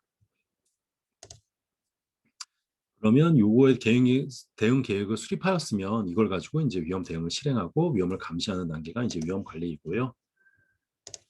네. PS는 뭐죠? 조달 관리, 이해관계자 관리 이렇게 나뉩니다. 네, 조달 관리는 아웃소싱 하는 거죠. 네, 관리 계획 수립하고 조달 수행하고 조달 통제하고 조달 종료하고 이해관계자 관리는 이해관계자를 식별하고 네, 이해관계자를 식별하는 관계 중에 여러 가지가 좀 있었죠. 네, 그 중에 뭐 권력 이해관계도 또 있었고 현저성 모델 네, 이게 시험에 한번 출제가 됐었어요. 그래서 권력과 긴급성 그리고 참여 명분 이걸 세 가지를 가지고 1번부터 7번까지를 이제 어, 네, 이해관계자를 이제 구분을 한 그 모델이었죠. 네, 영양 관심도도 이게 2x2 매트릭스의 영양 한쪽엔 Y축엔 영양, 뭐 X축엔 관심도 이렇게 놓고 그거에 따라서 이제 그 이해관계자를 분리한 다음에 거기 관련된 이제 대응 관계를 대응 계획을 세워 나가는 겁니다. 네, 이해관계자 참여 계획 수립, 이해관계자 참여 관리, 네, 뭐 이해관계자 참여 평가 매트릭스라는 게 또 있어요. 네, 그 뭐냐면 일단은 기대 참여 수준과 실제 참여 수준을 표시하는 거예요. 네. 그래서 C가 현재 상태, D가 이제 바람인데 이 사람이 지금 뭐 비인지냐, 저항이냐, 뭐 중립이냐, 지원이냐, 뭐 주도하고 있냐 이런 거에 따라서 실제로 어떤 이해관계자의 뭐 이름을 놓고 그 사람이 현재 뭐 저항 단계인지 현재면 C로 표시하는 거예요. 아니 현재는 저항 단계인데 이 사람이 그냥 비인지였으면 좋겠어라고 하면 그 비인지에다가 D를 표시하는 거예요. 네. 아시겠죠? 네. 그래서 이해관계자 관리까지 마쳤습니다. 네. 그래서 저희가 지금 한 게 결국에는 프로젝트가 뭐고, 프로젝트 관리자, 그리고 프로젝트에 영향을 끼치는 것들이 이제 몇 가지가 있었죠. 그리고 프로젝트 관리를 한다라고 하면, 몇 가지 이렇게 관리해야 되는 영역이 있는데, 그 영역을 관리하는 그게 이제 프로젝트 지식 영역 관리였고요. 그리고 프로젝트 관리에 또 표준이 있습니다. 이제 실제 표준은 이제 PM복이죠. 네, PMI라는 곳에서 이제 만든 PM복이고, PM복은 크게 이제 프로세스 그룹이랑 날리지 에어리어로 되어 있습니다. 네, 그래서 날리지 에어리어는 아까 보셨던 그 1 플러스 3 플러스 1 플러스 ICR 플러스 PS였나요? 네, 그거 생각해 주시면 될 것 같고, 네, 프로세스 그룹은 착수, 계획, 실행, 감시 및 통제, 종료 요 단계입니다. 네, 프로젝트 관리의 표준은 ISO 21500이고요. 네. 네, 여기까지 이제 프로젝트 관리를 좀 설명을 드렸어요. 네, 그러면 이제 우리가 이제 이해하게 된 건 기본적으로 프로젝트의 지식 영역 관리들, 네, 그 난리지 에어리어에 따른 관리에 대한 여러 가지 내용들을 좀 얘기를 했는데요. 그 관리 영역별로 몇 가지 이제 중요한 어떤 툴앤 테크닉들이 있었잖아요. 네, 그래서 그런 것들을 위주로 좀 생각을 잘 봐주시면 좋을 것 같고, 두 번째는 저 중에서도 다 보실 게 아니라 좀 중요한 애들이 있어요.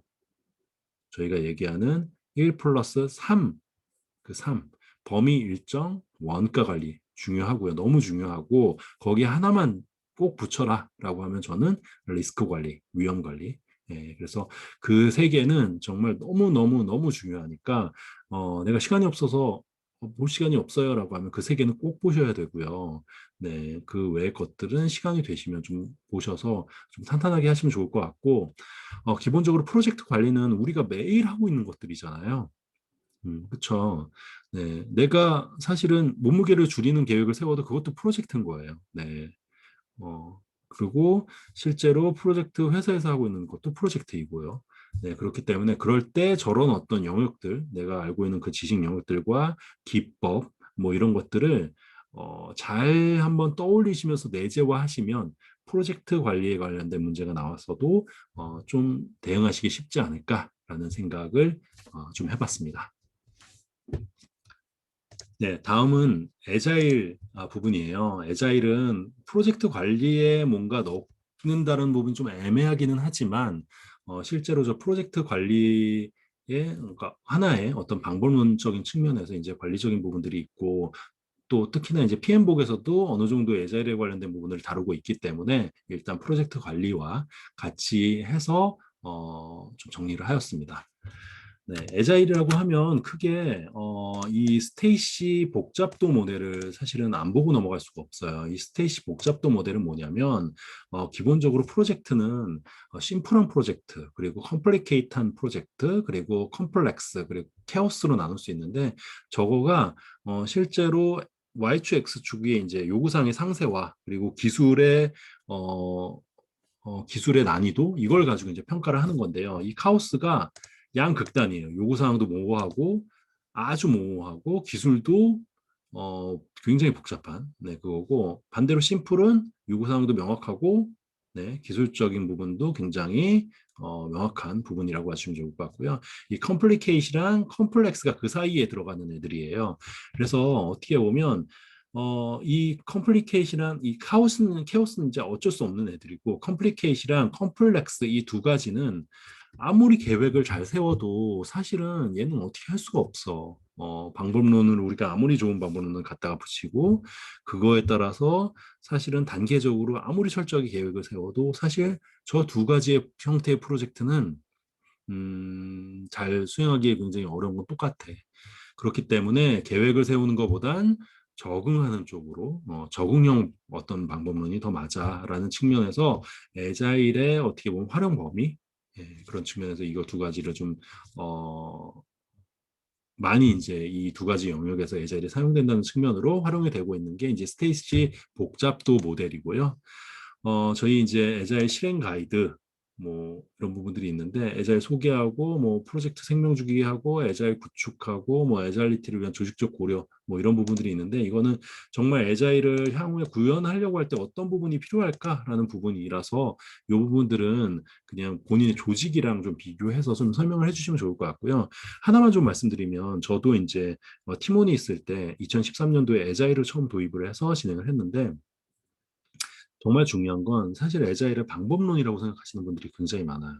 방법론이라고 하면 저희가 절활산도기가 있잖아요. 절차, 활동, 산출물, 그리고 도구, 기법, 그렇죠? 이런 부분들이 있는데 이거 외에도 수많은 어떤 어떻게 보면은 어떻게 보면 정의된 부분들이 있는데 사실 이 애자일은 저는 어떤 방법론이라기보다는 어떤 사상에 좀 더 가깝다고 생각이 돼요. 그래서 저 같은 경우에도 처음에는 이제 스크럼의 어떤 그런 단계들 아니면 칸반의 어떤 단계들, 어떤 기법, 프로세스 뭐 이런 부분들에 오히려 꽂혀가지고 거기에 막 이게 애자일이구나라고 생각을 했는데 정말 지금 와서 너무너무 좀 느껴지는 건 저 12원칙과 애자일 선언문이 저게 핵심이구나라는 생각을 많이 하게 되거든요. 결국엔 애자일 조직이 정말 애자일화 되려고 하면 중요한 건 실제로 도구나 기법이나 프로세스가 아니라 저 12원칙이 잘만 지켜진다라고 하면 사실은 그게 애자일한 조직이더라고요. 네. 그래서 그 12원칙을 좀 보도록 하겠습니다. 애자일 선언문, 뭐, 상장 협번 다 알고 계시죠? 고객과 상호작용을 해야 되고, 작동하는 소프트웨어, 그리고 고객과 협력해야 되고, 그리고 하나가, 요구사항 변경에 환영해라. 네, 이 부분, 애자일 선언문에 나오는 내용이고요. 애자일 12원칙이 저는 너무너무 중요하다고 생각하는데요. 애자일을 얘기할 때 사실 저 12원칙만 잘 지켜도 사실 애자일을 하고 있는 거나 마찬가지입니다. 그래서 원칙을 하나씩 좀 보면 초기부터 지속적으로 고객 만족이에요. 그러니까 그러니까 요구사항과 문서나 이런 거를 위해서 실제로 문서에 정의된 대로 만드는 것도 중요하지만 결국에 이 내가 소프트웨어를 개발하는 목적은 고객을 만족시키기 위함이에요. 그렇다라고 하면 저 고객이 만족하지 않는다라고 하면 언제든지 요구사항이 변경될 수 있고요. 그리고 내가 만든 그 프로젝트도 백지화시킬 수 있는 거예요. 네, 그런 관점이고 그렇기 때문에 그 다음에 나오는 요구사항 변경 수용이 그래서 나오는 겁니다. 네. 제가 저기 이제 글귀가 좋아서 지금 넣어놨는데, 쏜곳을 정확하게 날아가는 것도 중요해요. 그렇지만 움직이는 사물을 맞추기 위해서는 변화에 대응할 수 있어야 합니다. 라고 이제 저기 표현했잖아요. 결국에는 우리 프로젝트와 우리가 만드는 소프트웨어가 굉장히 시장의 변화에 의해서 시시각각 변하고 있거든요. 네. 우리가 아무리 계획을 잘 세워서 6개월짜리 계획을 세워서 정확하게 맞추는 어떤 그런 어떤 총을 만들었다고 생각할게요. 네. 그런데 그게 타겟이 그 사이에 변했어요. 네. 그렇다라고 하면 그게 성공한 프로젝트라고 볼 수 있을까요? 네. 그렇기 때문에 요구사항 변경을 수용해야 되는 목적은 거기에 있는 겁니다. 네.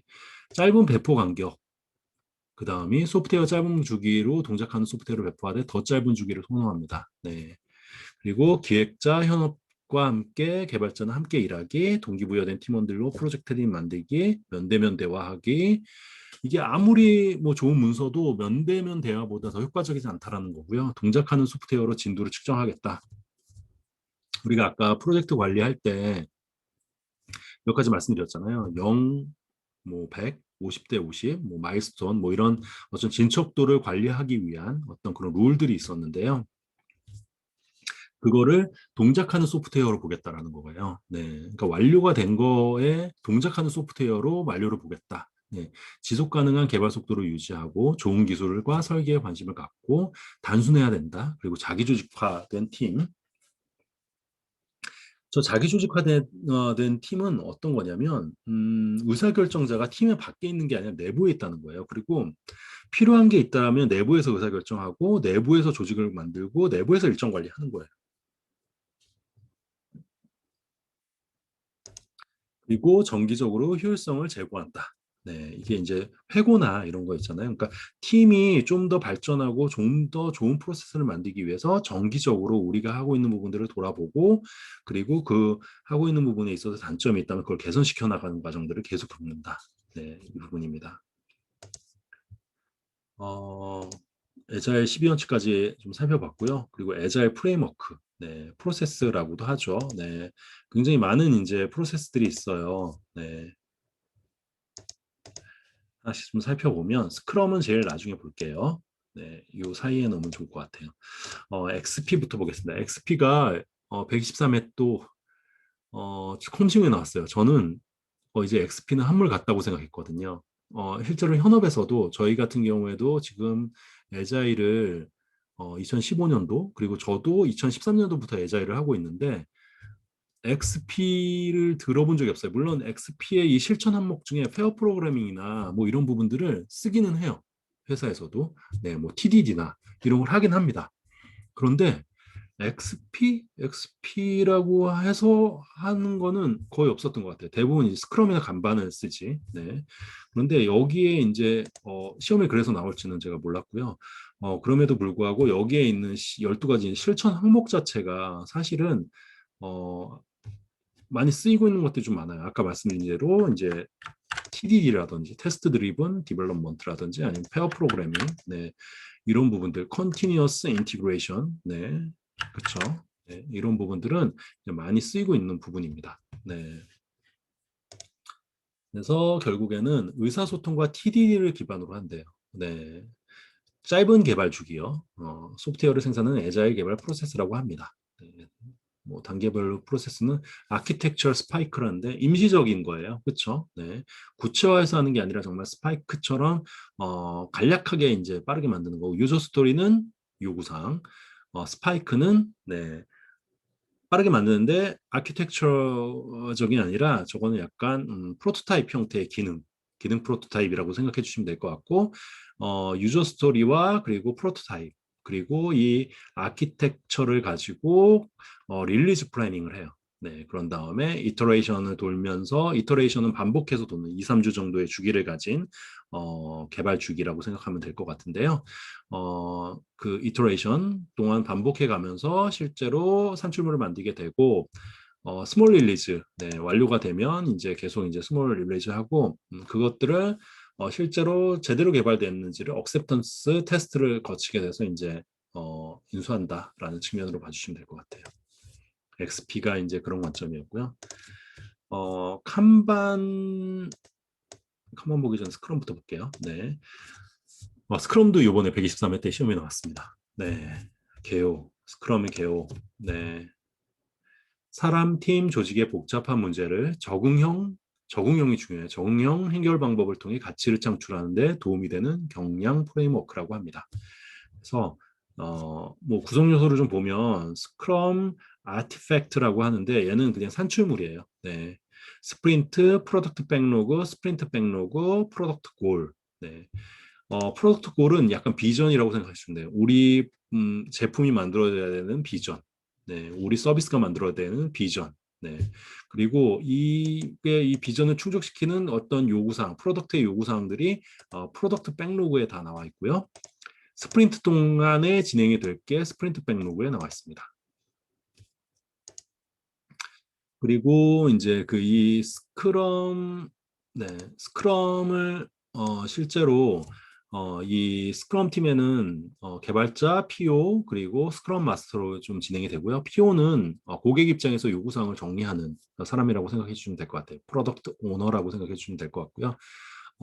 이 스크럼 마스터는 조직 내에서 스크럼 팀의 내부에서의 그 어떻게 보면 애자일 마스터로서 애자일의 어떻게 보면 규칙이나 룰이 준수가 되도록 지원하고 그리고 이슈를 해결해주는 역할을 합니다. 그리고 팀의 성과와 진척도도 이제 스크럼 마스터가 관리하게 됩니다. 스크럼 미팅에는요, 여러 가지가 있는데요. 스프린트 플래닝 미팅. 그러니까 결국엔 이번 스프린트 동안에 어떤 일들을 할 거야 라고 결정하는 스프린트 플래닝 미팅이 있고요. 그리고 스프린트 플래닝 미팅이 결정되고 나면 매일 이제 팀들과 만나서 예를 들면 진척사항과 그리고 나의 이슈와 나의 상태를 공유하는 데일리 스크럼, 그리고 스프린트가 완료가 됐을 때 그 결과물을 가지고 고객과 함께 리뷰하는 스프린트 리뷰 미팅. 네, 저 스프린트 리뷰 미팅에서 주로 하는 건 그렇게 생각하시면 돼요. 산출물을 가지고 이 산출물이 정말 애초에 요구사항대로 만들어졌는지를 일단 먼저 확인하고요. 두 번째는 앞으로 그러면 이 산출물을 좀 더 완벽하게 하기 위해서 보완이 돼야 되는 사항들은 어떤 것들이 있는지를 거기서 확인하고 논의합니다. 그리고 마지막으로 스프린트 레트로스펙티브 미팅, 그러니까 회고 미팅을 진행하게 되는데요. 저 회고 미팅은 아까 저희 그 왜 그 애자일 선언문 12원칙에서 팀은 효율성을 정기적으로 제고한다. 약간 그런 내용들이 있었잖아요.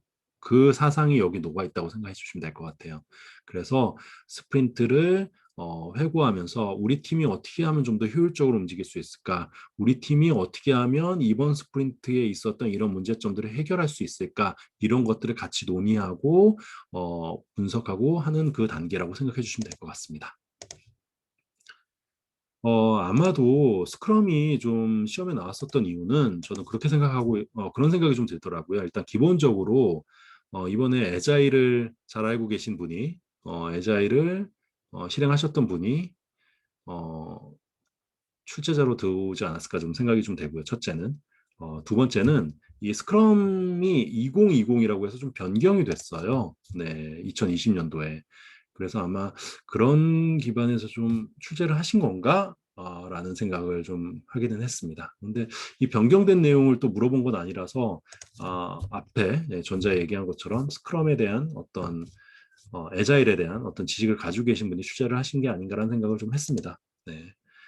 다음은 칸반이에요. 칸반. 네, 칸반은 워크플로우를 표현하는 칸반 보드를 통해서 개발 공정을 시각화하고 작업 제한, 소요 시간 최적화 기법을 통해 적시 개발을 지원하는 애자일 방법론이라고 합니다.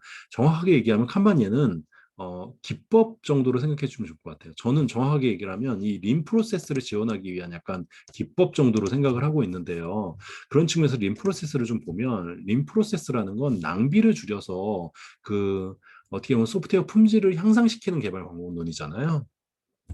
근데 이게 어디서 왔냐라고 하면 린 생산 기법, 그러니까 자동차 만들고 있는 토요타 프로덕션 시스템에서 시작이 됐어요. 그래서 적시 생산 흐름, 그러니까 재고가 쌓여 있고 그 뭔가 원재료들이 다 만들어지기 쌓여 있고 그걸 가지고 또 뭐 뭔가 조립을 하고 뭐 재고가 쌓이고 이게 아니라 필요한 만큼을 그때그때 딱 알맞는 그 시점에 조달해서 만들어내고 밖에 그러니까 어떻게 보면 출시하자 약간 그런 개념이고요. 그 중간에 그 흐름을 끊거나 아니면 흐름이 지연되는 그 낭비들을 다 없애자.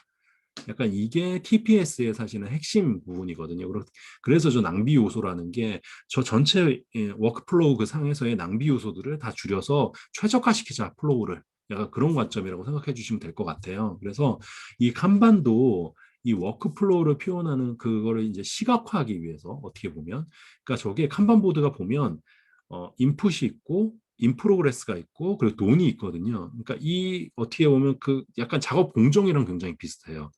음, 그러니까 어떻게 보면 자동차 만들더라도 부품을 뭔가 그 하체를 만들고 그 위에 안에 부품을 조립하고 그 위에 상체를 얹고 뭐 약간 이런 단계적으로 나눠져 있잖아요. 그런 것들을 가시화해서 칸반 보드를 표현하는 부분들, 네 그런 부분들이 굉장히 유사한 그러니까 그 툴들이 있고요. 그렇기 때문에 린 프로세스와 칸반은 같이 어느 정도는 같이 따라가는 게 좀 좋을 것 같습니다. 그래서 린 얘기를 그러니까 그 칸반 얘기를 하다가 잠깐 좀 끊기기도 했는데 그래서 칸반 보드는 워크플로우를 시각화하는 거예요.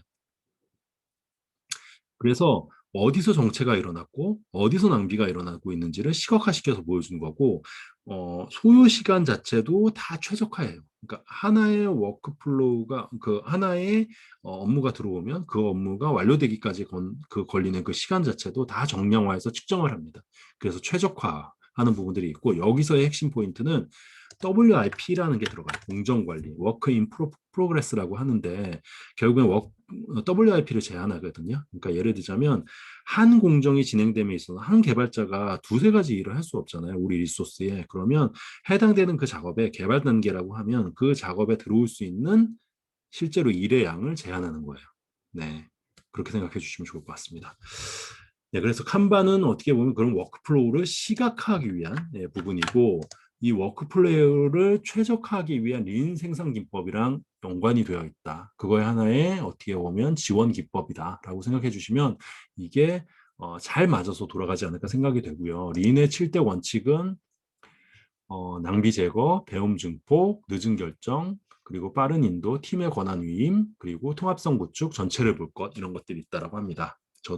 저희도 기술사 공부하면서 실제로 저런 낭비들이 있지는 않은지, 이 낭비를 최대한 줄어서 좀 갈 필요가 좀 있을 것 같고요. 그러면 어떤 게 낭비냐? 미완성 작업. 네, 저 이거 굉장히 많이 생각하는데, 이 일 하다가 결국에는 컨텍스트 저희가 스위칭이라고 얘기하잖아요. 이거 하다가 저것 좀 만졌다가 저것 좀 만졌다가 네, 하게 되면 결국엔 그게 다 낭비다. 네. 소프트웨어 공학 보다가 네, 네트워크 보다가 네트워크 조금 보고 서비스 보다가 낭비다. 네. 하나 끝까지 한 챕터라도 끝까지 보는 게 중요하다. 가외 기능, 네. 필요하지도 않은 기능, 굳이 만들 필요 없다. 낭비다.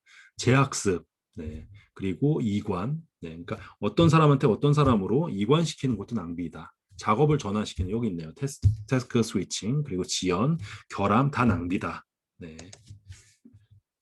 라고 봐주시면 좋을 것 같고요. 네, 칸반은 좀 이제 아시겠죠? 린 프로세스를 어떻게 보면 가시화시켜주는, 워크플로우를 시각화시켜주는 부분입니다. 네. 린 UX는 린에서 이것도 린이에요. 그러면 낭비를 줄이고 최대한 핵심 기반으로 하는 거잖아요. 네, 그래서 3대 원칙이 뭐 디자인적 디자인 싱킹 있었잖아요. 디자인 싱킹, 공감, 네, 기억하시죠? 네, 공감 그리고 애자일 개발, 린 스타트업 방법론 중에서는 MVP랑 피보팅 뭐 이런 것들이 있었는데 그런 거 엮어서 잘 써주시면 될 것 같습니다. 네, 애자일 도구인데요. 애자일 도구는 번다운 차트랑 그리고 기능 차트가 있다고 합니다. 이게 진척도를 관리하기 위한 이제 관리이고요. 번다운 차트는 뭐 다 아시다시피 스프린트의 계획 대비해서 현재 진행 상황을 파악할 수 있는 차트라고 해요. 그래서 보면은 이제 다운할 수 있는 그 부분들이 있고, 그러니까 Y축은 실제로 이렇게 쭉 있으면 Y축은 실제로 스토어 포인트의 양이고 X축은 이제 기간이잖아요. 스프린트 기간이잖아요. 그래서 쭉 줄어드는데 이제 올라갈 수도 있고 내려올 수도 있습니다. 네, 올라갔을 경우에는 이제 추가적인 일의 양이 들어오거나 아니면 스토리 포인트 산정을 잘못한 거고요. 그리고 내려가는 건 이제 그만큼 이제 산정이 된 거, 소진이 된 거죠. 개발이 완료가 된 거죠. 네. 이게 스토리 포인트, 그 번다운 차트가 간단하긴 하지만 여러 가지 진척도를 측정하기 위해서는 좀 한계도 분명히 존재해요. 예를 들자면 스프린트 전체에 사실은 그 안에 그 어떻게 보면은 유저 스토리, 태스크 이걸 가지고 다 사실은 썸을 한 거기 때문에 어떤 태스크에서 지연이 되고 있는지를 잘 요 보드만 봐서는 사실 볼 수가 없는 부분들이 있습니다. 그리고 일이 이렇게 증가가 되면 어떤 부분 때문에 증가가 됐는지도 알 수도 없고요. 그렇기 때문에 그런 부분들에 있어서는 저희가 데일리 스크럼이나 네, 데일리 미팅을 통해서 그런 부분들을 잘 식별하고 이슈화시킬 필요 등이 있습니다.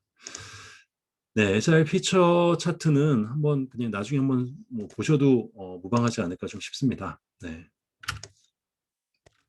그래서 크게 오늘 프로젝트 관리에 대해서 일단 설명을 좀 드렸는데요. 프로젝트는 프로젝트의 특징이 있었죠. 네, 일시적이고 그리고 한시적인 노력이 들어가는 거 그리고 기한이 있다는 부분들 이런 부분들을 프로젝트 관리를 하기 위해서 이제 PM 보호 기반으로 설명을 좀 드리긴 하는데 그런 관리가 좀 필요하고 그 관리를 할 때는 조직 내부의 영향과 외부의 영향 그리고 조직 자산의 영향을 받게 된다라는 부분들이 있었고 여기서는 설명드리진 않았지만 프로젝트를 수행하는 그 조직의 조직들도 있을 수 있어요. 그래서 뭐 프로젝트 조직 그리고 그 뭐죠? 네, 그 외의 조직들, 네, 좀 프로젝트 이전에 이제 펑셔널 조직 그리고 크로스 펑셔널 조직이라든지 이런 부분들에 따라서 이제 프로젝트 조직에 대한 권한과 그리고 어떻게 보면 프로젝트 관리자의 일, 시간, 네, 파트타임으로인지 아니면 전임으로 하는지 이런 것들에 좀 차이가 있을 수 있고요. 결국엔 프로젝트 관리를 할 땐 우리가 1 플러스 3 플러스 1 플러스 RCR 플러스 PS였잖아요. 네, 그것들을 잘 관리해야 한다라는 부분인데 그 중에서도 우리가 얘기하고 싶은 게 이제 범위 일정, 원가, 거기에 리스크 관리가 너무 중요하다라는 부분들까지 설명을 좀 드렸었고요.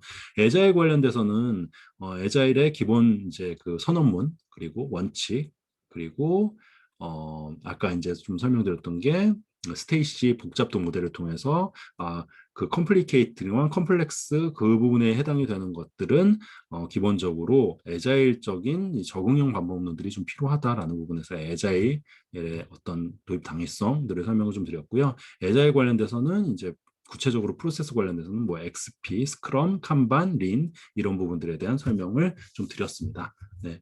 오늘도 고생 많이 하셨습니다. 감사합니다.